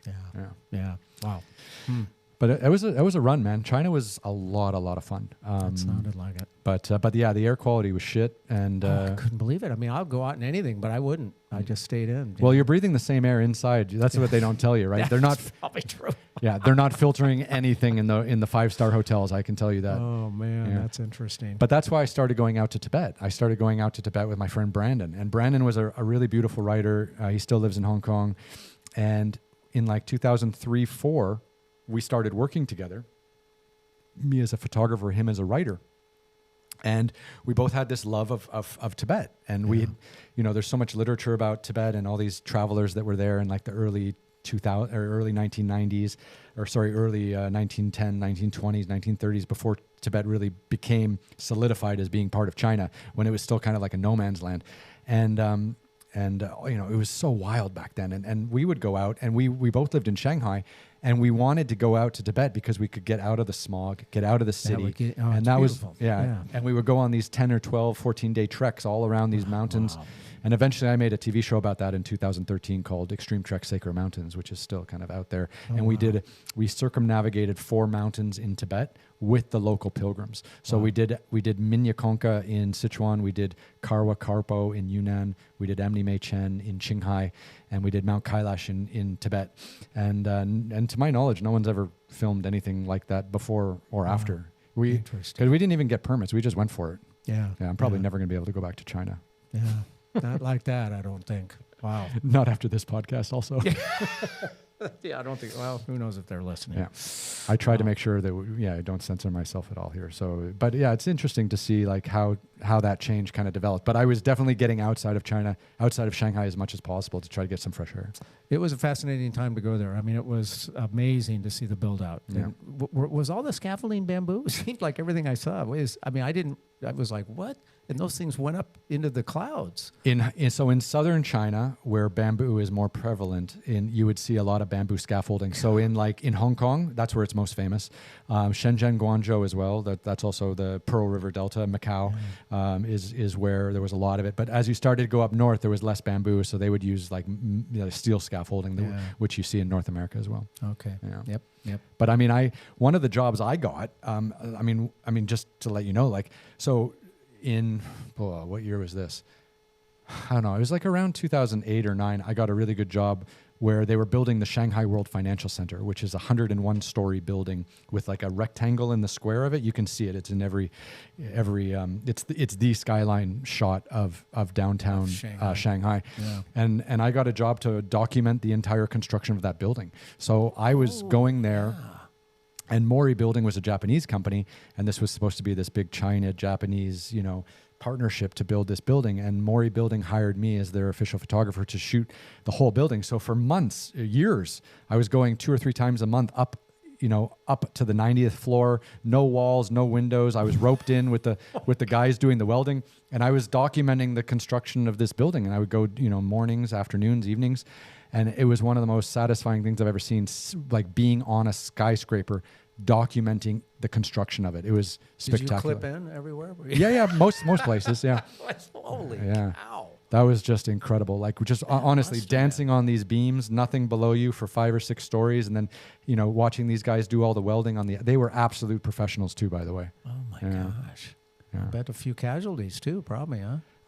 I don't think anyone Okay, but good. there were stories about other buildings, and some other buildings caught fire, and there might have been some insurance issues with some of this happened in Beijing quite a bit.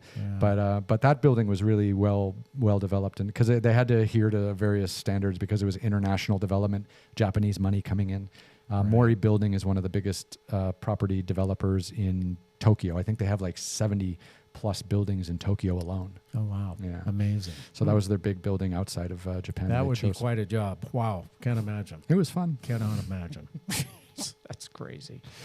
So what do you think your surfing career kept you out of in your early days apart from basketball? Yeah. You know, like did it keep you out of trouble? Did it keep you out of traveling abroad? Like how did this surfing world change your life? Yeah, it's interesting to look back on now. I realize how much of a part of me it is. And it wasn't until late in life I started writing this book because I realized that, because it, as I say in the book, it's totally ingrained into my soul, and it's kind of a way of thinking, a way of life. But I think the biggest thing is you were just mentioning exactly is the contact with nature. In other words, I look at it as being in touch with God's creation. I mean, being out in the water on any day is just an amazing experience. When you really realize that you're riding something that maybe got created thousands of miles away and finally came to a shoreline where it popped up, and you're actually on this natural energy curve, riding it all the way into the sand. It's anybody will tell you, it's not something that you take lightly. It's just, it's a wonderful experience. And it's interesting because this evolution of the wave pool, it kind of has me irked, and I'll just go off on this for a little bit, but because, the biggest part of learning surfing, I used to take friends all the time, my friends from college. I went to college in Utah, University of Utah, and they'd come out and want to try surfing, and these guys are super athletes. And, and I'd take them out and I would just almost be crying. I'd be laughing so hard because there's so much to surfing. You see the little kids and their dad gets them and puts them on the board and then shoves them into the wave, and hey, I'm surfing. No, I'm telling you, surfing is so much about paddling, so much about position, so much about, egg beating the legs, so much about being right where that swell comes up from the bottom of the ocean at just the right point, and knowing how many strokes to put in and how much pressure to put on the nose to get into the wave. Just one sec, sorry. Oh, yeah. Are we? I hate to interrupt you. No. You love surfing. Surfing is your life, and you went to a landlocked university in Utah. Yeah. Why? I can do it in 2 words. I can't do it in 1 word. Powder snow. Okay. It had to be something. Yeah. It had to be something, because I was like, why would you leave the ocean? You love the ocean so much. It was quite, and I had a family in Salt Lake City that took me under their wings. It was just a real, and actually the biggest reason was I got an basic educational opportunity grant for 4 years to go to school out of state. Okay. And how hard was that leaving your ocean? It was hard, and we need to get back to that, because Powder Snow is the next book, which is skiing in heaven. Mm-hmm. So we're going to get to that. But anyway, so this surfing thing, what's happened is, so anyway, it's magic, and it's that feeling, just what you were saying about being out in nature and just suddenly realizing what's around you. And I love the fact, Kelly Slater was the pioneer. Can't say enough good about Kelly Slater. And I just read his most recent book, and he's a great advocate for the sport. He's done a lot of wonderful things, and he started the Sea Ranch, Surf Ranch. I don't know what it's called. It's out in the desert in California. Do you know about that? In near Coachella, near where they do where they have the tennis tournament every year. Yes. Indio, Idaho. Yeah. Down in Palm Springs, kind of out that way. You go out Highway 5, and right before you get to the big not Parker Ranch, what's the big ranch? Harris Ranch. Right before there's a turnoff. And he's got, you can see it on Google Maps, it's such a big body of water. He's got a freight train that drags a wall that creates a perfect wave, and so good that the WSL has a stop there now. So they actually are having one of the events on the tour at the Surf Ranch. No, but here, anyway, I'm going to come back to what surfing is to me and why it's wonderful, and it's going to get all kinds of people surfing that aren't, and now they're building these big resorts all over the world in the middle of the desert with these wave machines so you can go surfing. But riding the wave is such a small part of the expertise of surfing. And I'm not kidding you. And I've seen it time and time again. You take these uber athletes and you put them in a decent swell day and they can't even get out. I mean, it is hard just to paddle out, let alone to catch a wave right at the crest to know right where you want to be, to start riding the wave. So I think that the wave machine movement is going to really change surfing. And they had quite a debate on Japan. You may not know. They were actually there was quite a proposal to have the first Olympic surfing contest on a wave machine. Oh. Because it creates the same wave for everyone. And I don't think that was a bad idea because, why should Carissa Moore get that set wave when I had to wait for 2 or 3 smaller waves? I can't get 10 because I didn't have, that kind of argument really plays. But it's taking nature out of it, right? Yeah. It kind of does. And that's the thing. When you're out at the most challenging place I surf is Steamer Lane in Santa Cruz. It's a kind of a reef point break, and it's got so many variables. But there's this area I like to sit. It's called Middle Peak, and it's where these waves kind of sweep in a point, and they're just nicely furling, and you can go right, and you get these long rides. And Middle Peak is like every second or third set, this wave just comes sideways, like a freight train from the south. And it hits Middle Peak, and it just jacks up. And if you just happen to be right there, you are going for the ride of your life. But if you don't, you're in trouble. It just comes out of nowhere. And those variables, it's taken me probably 10 years of surfing Steamer Lane in the winter. It's only in the winter that this really happens during a big storm where you see Middle Peak take place and you know how to actually, like you're watching for it and you're like, okay, here it comes. And you start paddling sideways and everyone's looking at you like, what's this guy doing? Middle Peak. Next thing you know, you're riding the wave of your life. I got the biggest wave I've ever caught in my life off Middle Peak at Steamer Lane. But anyway, those variables don't play into the wave machine. You just sit there and wait, and here it comes, and you go, and it's this perfect wave. As long as you can turn, you just stand up and go. And again, I think that's a wonderful thing. I think it could be an equalizer in the surfing tour because it really is hard to match waves. Waves are it's like a snowflake. There's no two waves the same. They're all individual. I think also, too, the one thing about surfing that doesn't make it a good spectator sport is it's so fucking hard to see the surfers from the shore. And I feel like the wave machine, you can create like a stadium atmosphere. Absolutely. And people can drink and people can eat and people can cheer people on. And I agree with you. Like nature is awesome. And having those natural elements, to play off of is great, but it's such a bad sport for the spectators. Yeah. Yeah. I'll tell you this. One other story on the Kelly Slater. I think it's called The Surf Ranch. Kelly Slater's awesome. He was in Baywatch. That's how I know him. I used to watch Baywatch all the time. He gets a lot of crap for that too. Yeah, him and David Hasselhoff were fucking heroes. That hit me. I was like 13 when Baywatch came out. I was like peak puberty. Oh, is that right? Yeah. This is in his book, and he talks a lot about it. After the first season, he got so much crap from the real surfing world that he wanted to get off. Well, you know how that goes. You suddenly come onto a show like that, and you're the star. They're like, no, you're not. Yeah, they just keep doubling your money. That's right. Yeah. So it took him like 3 seasons to get off that thing, but he realized once he got in, what he'd gotten himself into. Yeah. But it just take the money and run, man. Yeah, exactly. That's what this town's all about. He's definitely not got a problem there. But Sea Ranch, Surf Ranch, whatever it is, and I can't believe I can't think of the name of the city it's in. But anyway, has turned into kind of a corporate retreat. Yeah. And so you get these Silicon Valley companies that say, hey, let's go down to Surf Ranch. We'll spend a week there. You guys all learn how to surf. I had a friend, and I won't use his name because I don't want to embarrass him, but he got on one of these gigs, and he's with a tech security company in the valley, and they had a group that went down, and he said, I was like the only guy that really surfed. He said, these guys were literally like learning to surf on this perfect wave. I mean, anyone like me that surfed their whole life, I would love to go out there. That would be like a dream come true. It's a perfect wave. It just barrels all the way in. Anyway, he gets out, and he said, one thing he didn't realize is how hard it was hard to catch the wave. It kind of sweeps by, and unless you're on it, it just goes, and then they go, okay, get in queue. You get the next hour. Yeah. That was yours. He said he finally got one, and he kind of got turned, and he was like, going to get near the barrel and tweaked his back. Oh. And couldn't surf the rest of the time they were there. No. And so here's this team who are all non-surfers saying, yeah, Rob, there's his name. Yeah, show us how to do it. Take that part out. No, I'm just kidding. He won't mind.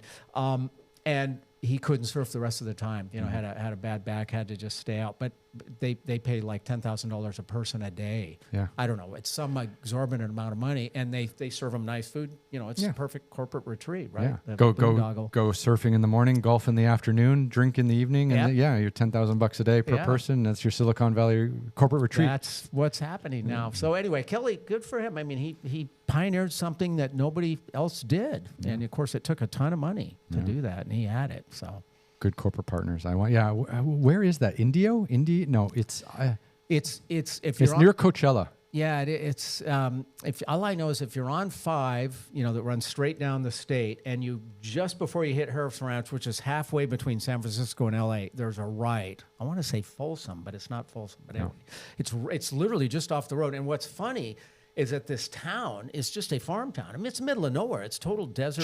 Cheap land out there. And now they have all these, you know, these guys coming in their 4-wheel drive expeditions, you know, with the boards on top. And it's changed the look of the town. And I'm sure there's some mixed feelings from the locals there. But this is how you revitalize rural America. Well, that's kind of what he did. And good for him. But anyway, that's a sidetrack. But surfing to me was more the experience of what you described, being close to nature. It's amazing. It really is amazing. It's never gets old. You know, it just keeps going. Yeah. No, it's very special. No, that's wild. No, that's very cool. So back to your powder, back to your Utah days. Yeah. So were you a skier or a snowboarder? Skier. So just keep that in front of you there. Oh, sorry. Yeah. Skier. So no, just keep it. Yeah, just right here. Perfect. Sorry about that. No worries. So it definitely influenced the decision, although the grant from the government was a big one.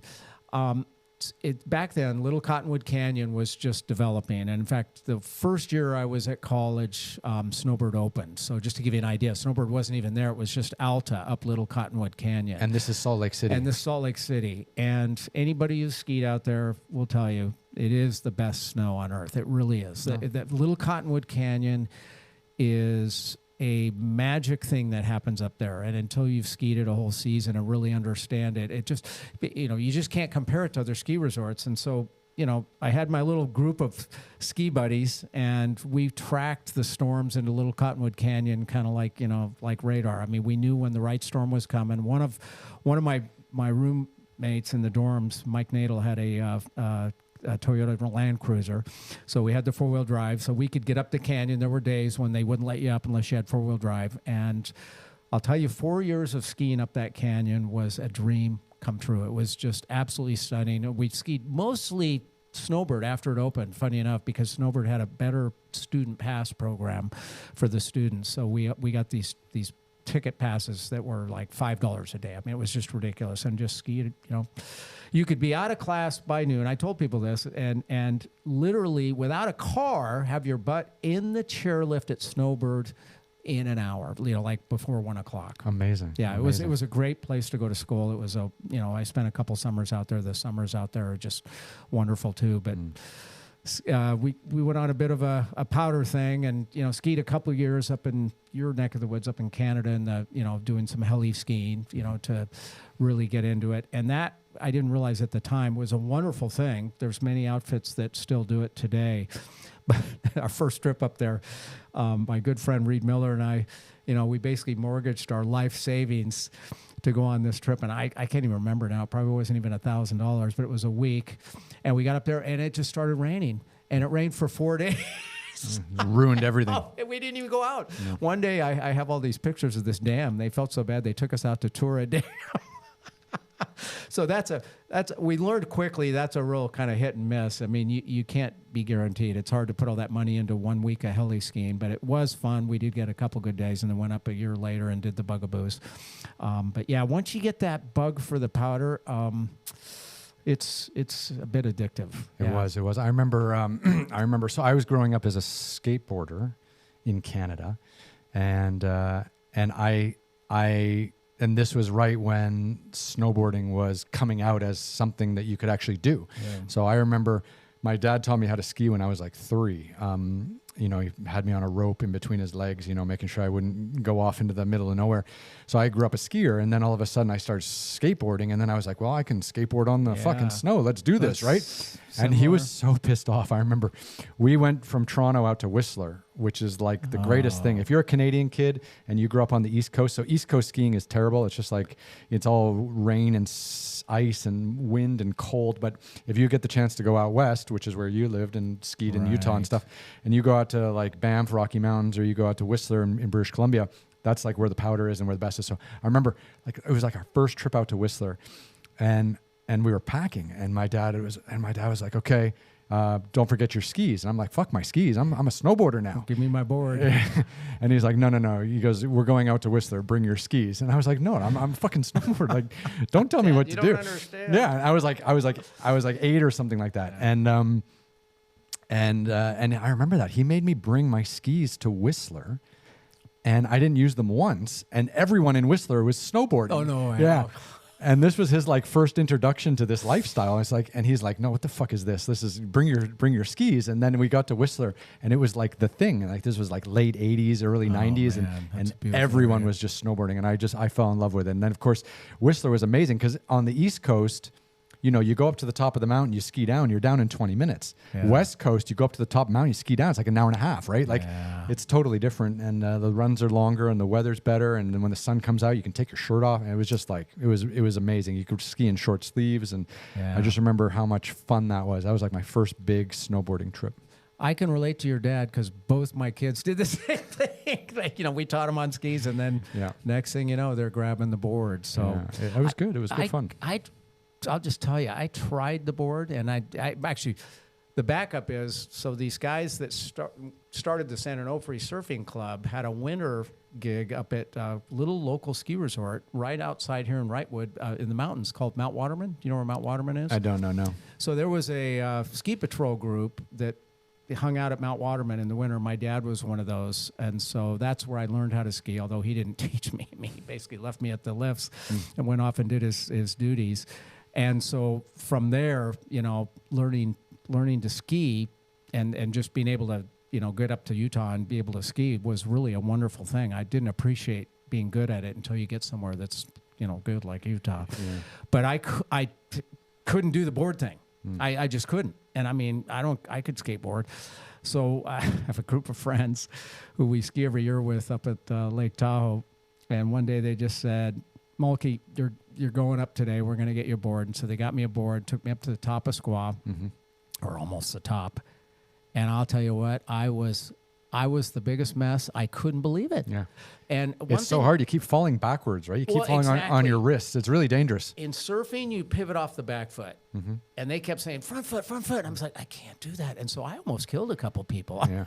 Yeah, you got it. It's front foot and it's front edge. So you got to be on your edges all the time. And of course, when you're surfing, you never want to be on your edges, right? Yeah. Because you let the tail fin manage everything, and then you slide the back leg out, and that's how you move. But in snowboarding, you have to be on your edges all the time, or else you lose the board. Oh my gosh, I got to tell you, by the end of the day, and they will vouch for this, I was in tears. I literally bruised ass, bruised tailbone. I was like, I'd played a full game with the 49ers. You know, they could just pick me up and put me in the car. I'm not kidding. And they laugh to this day about it because I never went back. That was it. I'm like, I'm done. Not doing that again. I learned that lesson. So anyway, good for you that you can do it. Yeah, it took some time and some effort, but I was young, and you know, you learn things faster when you're young. Yeah, but one other question for you: so, how has your love of the outdoors and your love of surfing influenced your children? So, good question. Let me tack that differently, in that I separate them a little bit, because my son and I have become surf buddies, and we've done some really great bike trips together, and we are bonded in that way. And yet my daughter, who is older, came first, and so she got much more immersed in the surfing side of me. And it was funny, I just sent her a picture, I think it was earlier today, about we used to have a beach house down in Newport we'd go down to, and she was probably 3 or 4 years old, and I was dragging my board, and she had her little boogie board, and it was just the back of us kind of walking down to the beach. But for us, it was not as much the activity of surfing together, but everything around it. It was going to the beach. It was just sitting in the sand in the beach chair, or, you know, watching the sunset while we've got our little hibachi, you know, cooking up some barbecue. It was all the elements around that. And she became a very good surfer too, but it wasn't, you know, it wasn't like that's what it was built around. Whereas I think it's typical, at least it was with my dad and me and my son and I, we, you know, it's like the way we bonded is we just did it together. You know, you need a lot of conversation. You just go surf together, right? You know, Men don't want to talk. Yeah, you don't have to talk. I mean, and so that was just kind of how we did it. And same thing with tennis with both of them. They both were, I was a big tennis player. They both became tennis players, and that used to be a thing we'd do together, and then we could even do with my dad. So that was a special thing. But no, surfing, they will be the first to tell you. Someday when I'm not around anymore, there'll be all kinds of stories about, you know, we dragged them down to San Onofre with at one point, I'd always dreamt of having a motorhome, because we just never had anything when we went down with my dad. I think any of my parents' generation that lived through the Depression and the war, they just, you know, you had maybe a couple grapes and maybe one soda. They didn't bring a lot of food.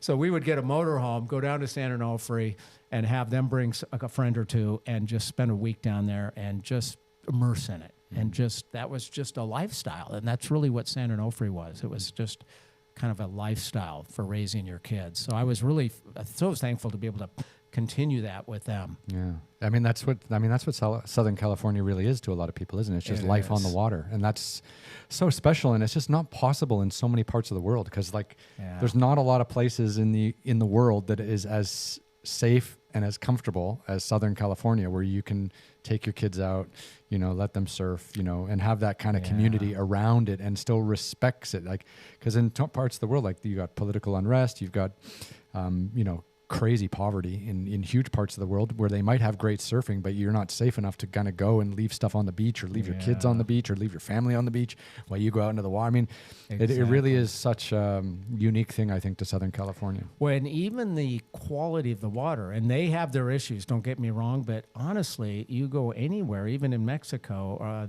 the quality of the water can be a real issue with the bacteria count. I mean, is what I mean. I mean, you know, thrash, it gets dumped out there, it comes in. I mean, there's all kinds of dangers around that. We're so lucky to have a clean ocean to go into. You know, it's really fortunate. Did you ever read? So obviously, I was in China for a long time, and they were trying to turn Hainan Island, which is just off the coast of Vietnam, southern China.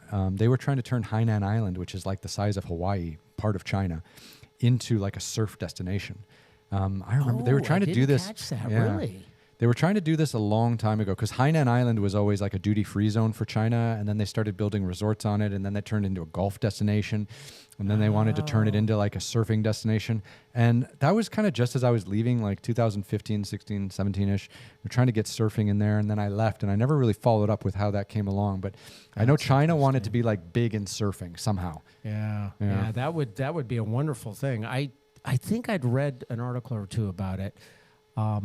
But no, I didn't know anything about it. I mean, I can't remember anything about it, but that's a great idea. When did you decide to write a book about surfing? Yeah, so it was through blogging. Now, do you blog at all? I used to blog, but now everything's on social media, and that's kind of like your record of ideas, right, and thoughts is now it's just all like whatever is on Instagram or something. You know, it's interesting because I'm terrible on social media. My kids know it, and my friends know it. I'm just not good. I found once I left the tech world, I didn't really enjoy it. And so I didn't do it. But I did enjoy blogging. And so to answer your question about the book, as I was blogging, I'm thinking, I really like this. This feels good. It, you know, got off my chest what I wanted to say. And then I got feedback from my audience saying, hey, this is good. Keep doing it. So it was through blogging. It just kind of became an iterative process where I did more and more and more. Yeah. There was a point where it kind of culminated, and that was I had on my 50th birthday a dream of something that I'd never done my whole life, which was to make a surf movie. And I just, that was like a lifelong dream. We'd had a trip in our childhood when we were in high school when we did the ultimate kind of endless summer surf trip and filmed all this footage, and down to Mazatlan, and had this great adventure with three of my friends. We were only 15, 16 years old. It was, our parents didn't even know we were down there. Anyway, we came back, opened the film, and realized we'd exposed it. when we put it in. So all the film was gone. Oh my God. And so my whole life after that, just trauma, because we didn't have one photograph from the whole trip. I wanted a surf movie. So when I turned 50, I told Marla, I said, I need a surf movie. We're going to do something for my birthday. How about if we spend whatever money we spent on me making a surf movie? And she was great. She said, sure, let's do it. So I found a guy in Santa Cruz, just this wonderful guy, and he agreed to do it. And I got 4 of my best surfing buddies, and we targeted January's when my birthday is, which is when Steamer Lane and that whole north side of Santa Cruz is just really going off, almost guaranteed. So he agreed to do it on that weekend. I got these guys to come into town. It was the flattest weekend in captivity. That's what happens. I mean, where not one person was in the water. Yeah. And so Gary, our filmer, was like, well, why don't we just go to a hotel room and we can just film you guys telling surf stories? Because what else are you going to do? So we did. We spent a whole day. We had a lot of fun. We got pizza and beer and just told stories. Well, the next day, Gary was a little more insightful into the local surf knowledge. Monterey Bay is this huge half moon. And he said, on a north wind, that wind chop ends up hitting the beach up over in the Monterey coast in a way that there'll probably be surf. He said, let's go down there. And we went down on the second day, and sure enough, there was nothing big but 3 to 4 foot waves, and we filmed the movie. Oh. Yeah, so we ended up getting the movie, and he did a beautiful job putting it all together. So that was kind of like as good as it got. I finally got my surf movie. Who was that guy? Sorry, who was that guy that was making those fucking crazy ski movies back? Warren Miller. Warren Miller. Yeah. His son is still doing it. Oh, is he? Yeah. He's still doing it. Yeah. They kick off every ski season. Yeah. I remember those were crazy. I remember seeing those. Those were like his narration. Yeah. It's just classic. I mean, that was like before Red Bull was a thing, right? Yep. Yeah. His son took it over. I think my memory serves me. He did pass away recently, but his son is still doing it, and they are still fantastic. I mean, it's great. It kicks off the ski season every year. Everything that Red Bull does in the snow, they should be paying a royalty to Warren Miller. Yeah.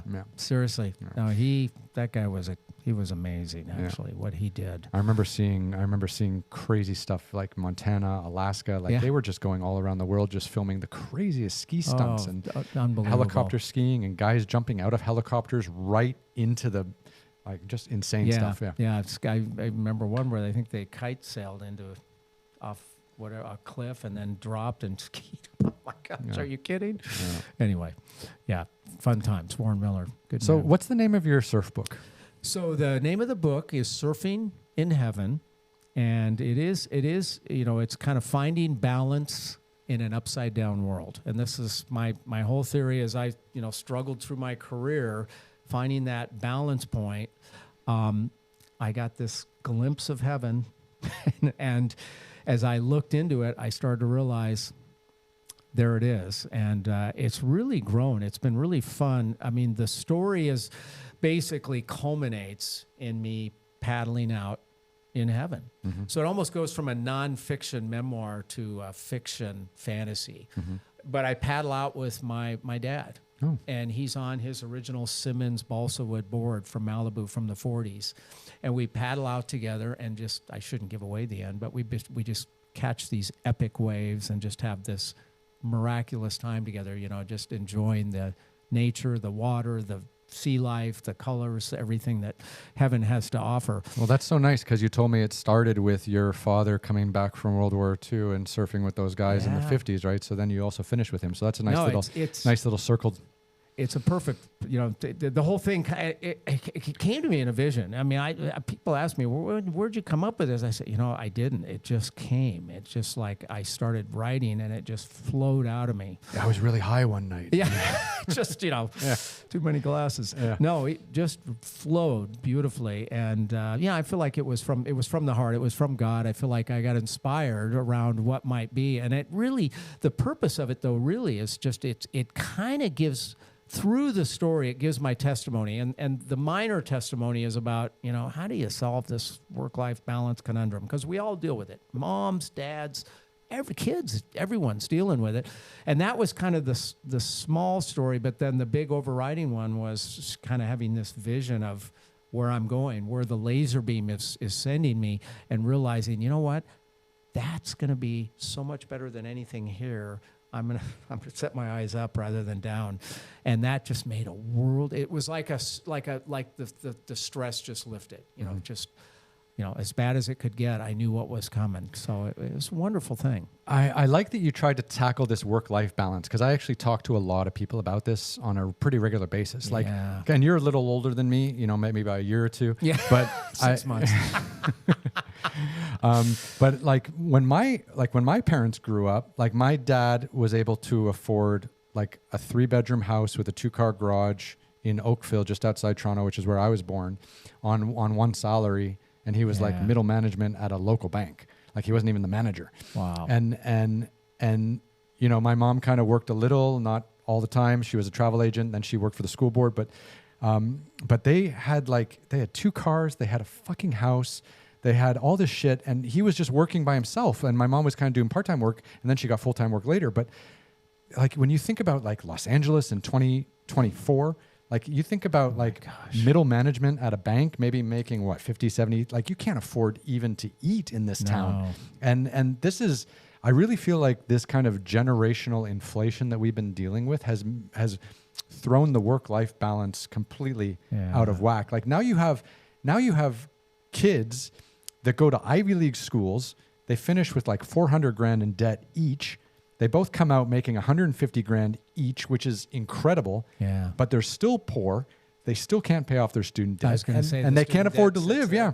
And they're making right now today, if you live in Los Angeles and you make 6 figures, like $100,000 a year, you are barely making it. Yeah. And if you make less than that, you have roommates, and you still are barely making it. Yeah. Yeah, it's very scary. Yeah. And I see it in our kids. So both our kids are struggling with that very thing and trying to figure out, okay, how am I ever going to get ahead? Yeah. It's overwhelming. Do you think back seeing your father surfing on the weekends with you and that life that you had with your father and the kind of comfort that they had? I mean, you might have had financial hardship, I don't know, when you were a kid, but it can't be the same level of pressure that kids today have. Right. No, not at all. And that, just side commentary on what our kids, I mean, your generation included, are putting up with is really a complexity of life that just overwhelms you. It overwhelms me, and I barely have to deal with it. I mean, I'm toward the end of that curve, but it is just, overwhelming in so many ways.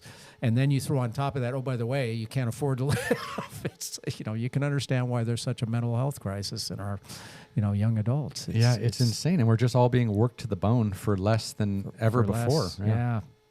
No, and there's a story in the book of my dad, because, their generation, again, life was so much more simple. And I don't mean to say it was easy by any means. We were definitely hard struck for money, but they, having gone through the Depression, anything was better than the Depression. Yeah. I mean, and I mean, it was funny. My friends all talk. We go to our high school reunions. We all talk. And we're like, my dad would never give me any money.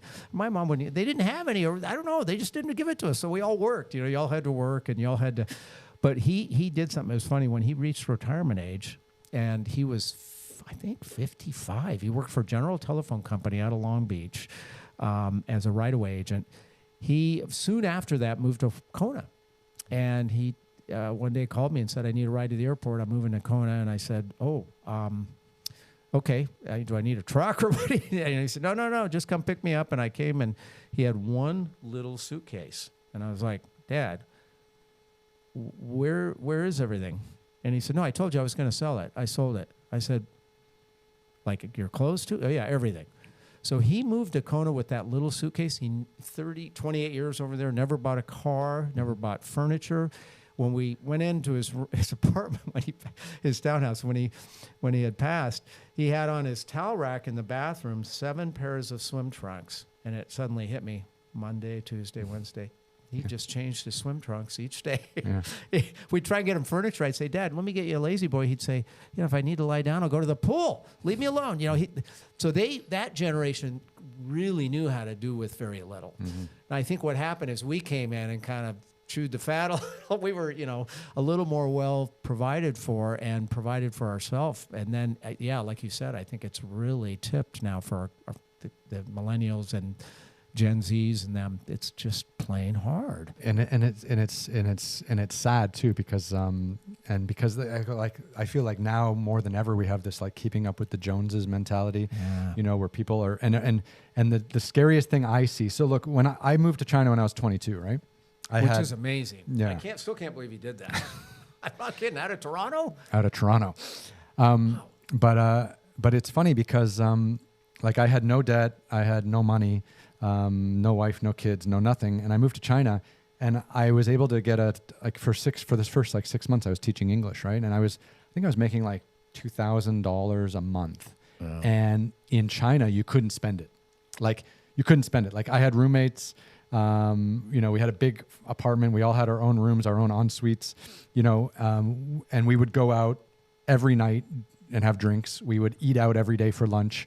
No kidding. Yeah, and still plenty, huh? Plenty to go, and we couldn't spend it. And then during our lifetimes in Shanghai, when we all eventually left, and these are my kind of closest friends that I grew up with in Shanghai as an adult, from 22 to my late 30s, early 40s, we all eventually left.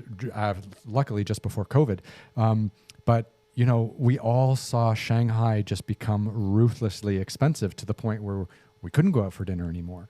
And we couldn't afford a house to buy, and all these kinds of things. I mean, there were property restrictions at that stage by the time we left too. Foreigners weren't allowed to buy homes, and we had to prove that we were paying tax. Anyways, it got really tricky towards the end, but we just saw this cycle that had happened in like 15 short years in Shanghai, which had played out over decades everywhere else. Right. And they just ramped it up because,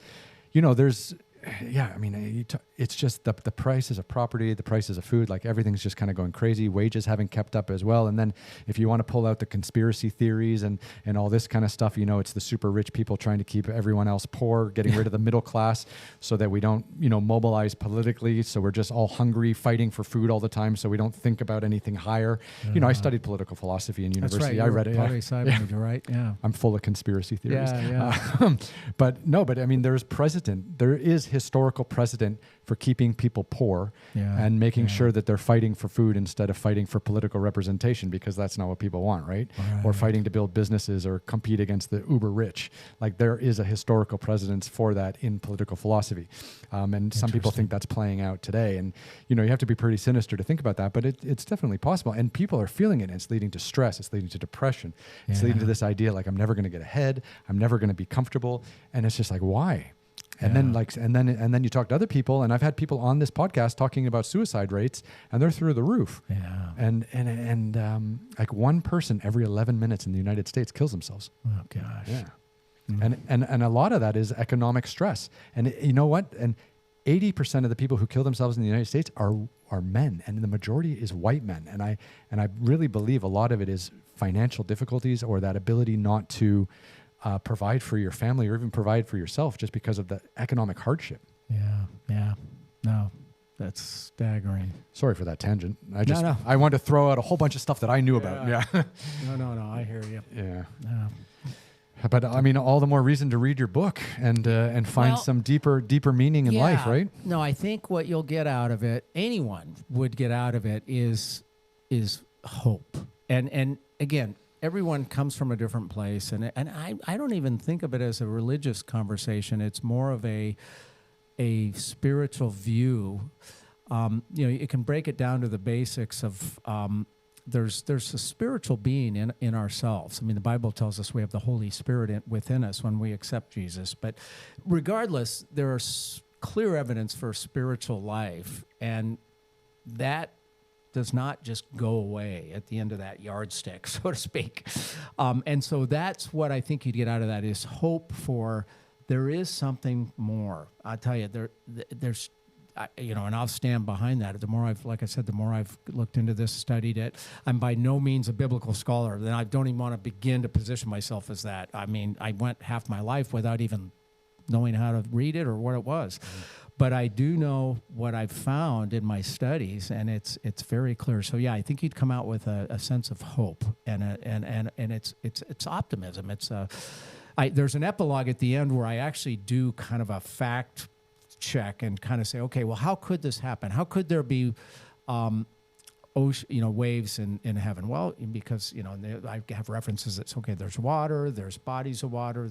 Okay, how could there be, like, are we physical beings? Yep, there's references to that. Are there trees and mountains? And yep. And so I back into the references to say, here's kind of scripturally what you could look at. But if you just look at some of the experiences people have had kind of that glimpse in, like this Ian McCormack in that movie, The Perfect Wave, it's pretty amazing to see someone, spend 50 years of their life telling that story. It's like, okay, something had to happen there. Yeah. This guy's still around telling this story and refuses to benefit from any movie or book or anything produced from it. So anyway, I think there's a sense of hope that would come from it. And I think some of those long runs or those tough hikes or difficult climbs when you're out there spatially, like I said, I think God's talking to us. It took me half my life to start to listen. I think that gives the story more credibility, that you didn't jump in both feet in the early days. You kind of found it on your own, right? Yeah. My dad was, Sunday we're going surfing. And again, that's how I grew up. It was fine with me. That was the priority. I'll tell you a funny story. When I didn't even know what to do, when I decided, I was in my 30s, 31 or 2, and I decided to go to church. My best friend, we were best men in each other's weddings. He was the only person I knew that went to church, and I knew nothing else. And one day I just woke up, and I didn't know. So I put on, it's down in Newport Beach, so you can imagine his reaction. I put on a suit and tie.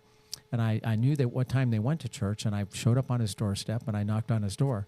In Newport Beach, everyone goes to church in shorts and flip-flops. Yeah, exactly. Yeah. He opened the door and started laughing so hard, as only your best friend can do. And I was about in tears. I was like, you don't know what it took for me to get here. And he said, what are you doing? I said, well, I was going to church with you. Anyway, it worked out. But even that first few months at church, I was totally uncomfortable. I didn't do singing songs and reading. I didn't know any of this. I was just like, okay, for some reason I'm here, but I'm still not connecting the dots on why. It took a while. Yeah, takes time. Takes time for people to find that hope. Yeah. So no, I think it'll provide that. Okay. The question is, can I finish it? It's been I've got respect for anyone, and you yourself included, for writing a book. It's self-publishing is an endeavor. It's, and I could push it out, but where I'm trying to go is to build a platform so when it comes out, this, but 1,000 books every day go up on Amazon, on Kindle publishing. Yeah. 1,000 a day. That's insane. It's crazy. Yeah. So how do you make noise beyond that one day? Yeah. You got to get a platform, and that's what I think you've done so beautifully. I love this. When I go to your website and I see all the resource things I can look at and listen to and watch. Yeah. Yeah. There's a lot of people podcasting these days, and a lot of people are like, well, there's too many podcasts, and I agree with that. But then, if you're doing something outside of your podcast, it's nice to have a podcast, because then that's some place where people have seen your work elsewhere, and they can come and listen to you talk and talk more about it. And, I interject a lot of my life into my guests and their stories. And it just gives, like someone said, like having a podcast for your career is kind of like building a house and putting everything in it. Like, if you write books, you put it in the house. If you make TV shows, you put it in the house. If you make movies, you put it in the house. If you're a stand-up comedian or a surfer, you put it in your house. And the podcast is the house that kind of keeps everything together. And then the more you podcast, the more you talk to your audience about what you're doing and where you're going to be. And maybe there's a speaking event, or maybe they can buy tickets here, or there's a book that just came out. Like, it just gives someone a place to always come back to. And I think wonderful. That's really useful, yeah. I'll tell you where I see that, and you're going to laugh, but we didn't go into this, but I work part-time 3 days a week at Trader Joe's up in the Bay Area, and I am amazed at what can happen in a 5-minute cash transaction at the cashier transaction. Hold on, people use cash? Yeah, actually they still do, amazingly. Mostly the seniors. But in that time that I scan the groceries, get them in the bag, I have had, this is partly why I decided I wanted to do the podcast, I've had some amazing conversations. Mm-hmm. Deep. Mm-hmm. Like it goes, part of it is they know you don't have a lot of time, and there's someone in line behind, as there always is at Trader Joe's. They know they don't have a lot of time, and it just suddenly goes, here's everything. And you're like, wow. Come by my line next time. Let's finish that one. But it's been actually really fun to have those kinds of conversations. And it did remind me of your podcast is so conversational. That's what I think is interesting. You don't know where it's going to go. No, right? You never do. Yeah. You don't. Yeah. It's just, here's where we are. So anyway, yeah, Trader Joe's has been fun for that. That's good. You're meeting some interesting folks. Yeah, the 5-minute podcast. I wonder if anyone's come up with that, the 5-minute podcast. I've thought about it. And I've thought of even having we have a bell, the big thing at Trader Joe's is, you ring the bell if you need help. I thought you could in between each client, have a ding, ding, ding. Okay, you're up. You got what, tell me what you got to tell me. Yeah. It's funny. Like when people come on a podcast, they either want to talk about everything, like you have today, like you've been very open with me, and we've talked about a lot of things, early days, recent days, everything in between. And then you have other people who come on a podcast and they only want to talk about like the thing that they just did. Yeah. And they don't want to talk about anything of their past. And I'm like, but then people don't have context about who you are. Like learning that your dad was in World War II and came back and was surfing in the 50s in Malibu, and then learning how he took you out on Sundays instead of going to church. Like it builds context to who you are today and the kind of message you're trying to share. And I always thought, like, if you go too short or you only do 20-minute podcasts or 5-minute podcasts, you lose the whole context of the person you're talking with. You don't, right? Exactly. Yeah. No, I couldn't agree more. I love the depth. Yeah. No, I'm a voracious book reader. I mean, Audible and hardback. And one of the things I like doing is, it's funny, you can learn a lot from a person just by finding out what they're reading and finding out what they liked. And, I've found some just wonderful books just by trading, getting that conversation going about what you're reading. What do you like? My wife's also a very big reader. Attends a lot of book clubs. And, talking about someone else's story can be really fun in itself too. Yeah, absolutely. Well, look, is there anything you want to plug or talk about still, like before we cut this off? No, but I'm going to leave you with a book. Please do. You ready for this? Is this book club homework? Yeah. Book club homework. You're going to think it's what it is, and it is for most of it, but at the end it changes. But the name of the book is Transformed. Adeleke, he's an African who grew up in Africa till like 4 or 5 in a very privileged society, and then his dad got amazingly bit by a dog and died of rabies, and they took all the money with him, so he came with his mom and lived in the Bronx, grew up in the Bronx, very rough childhood, and anyway, the long of it is he ended up doing well for himself in spite of some very treacherous stories. Became a Navy SEAL. Oh, wow. And there's a lot of those SEAL books out, but then I'll just leave the carrot at the end, which is the transformed part. It's quite a story. And I think any of your listeners might find it interesting. He does, if you do Audible, he does the reading himself, and he was a rapper, so he's got this outstanding voice. So the Audible is really engaging. I mean, he yells, like when they're doing the Navy SEAL training, he can yell the captains like, Adeleke, what the f are you doing? He has all the voices, but even if you read it in hardback, it's a good read, and it's actually he sees that laser beam at the end. So just throw that carrot out there. And what's the name of the book? The name Transformed. It's actually fairly new. I track all these Navy SEAL stories because I just find them fascinating. These guys, just to get through that training is such an ordeal, but they end up being interesting stories because of that. Well, they're the best of the best, right? It's amazing what they go through. It's amazing. And he does not crack the code his first time. He has to fail a couple times before he comes back, which makes it even better. All good stories. Even better. It's like what caused him to crack. But anyway, I'll just leave you with that. Again, thank you for the opportunity. I actually was really excited about coming down. It's fun to talk to you in person, and I love what you're doing, and I'm going to model some of it. So watch out. Absolutely. Get on your airwaves. The more the merrier. Copy and make it your own, and please do come back anytime you're in LA. Just let me know. Definitely. Now we can go to the wide. And so people can see we're in the same room. All right. We are in the same room. Very nice to meet you. Thank you. Thank you for coming. All right. I have no idea how long we're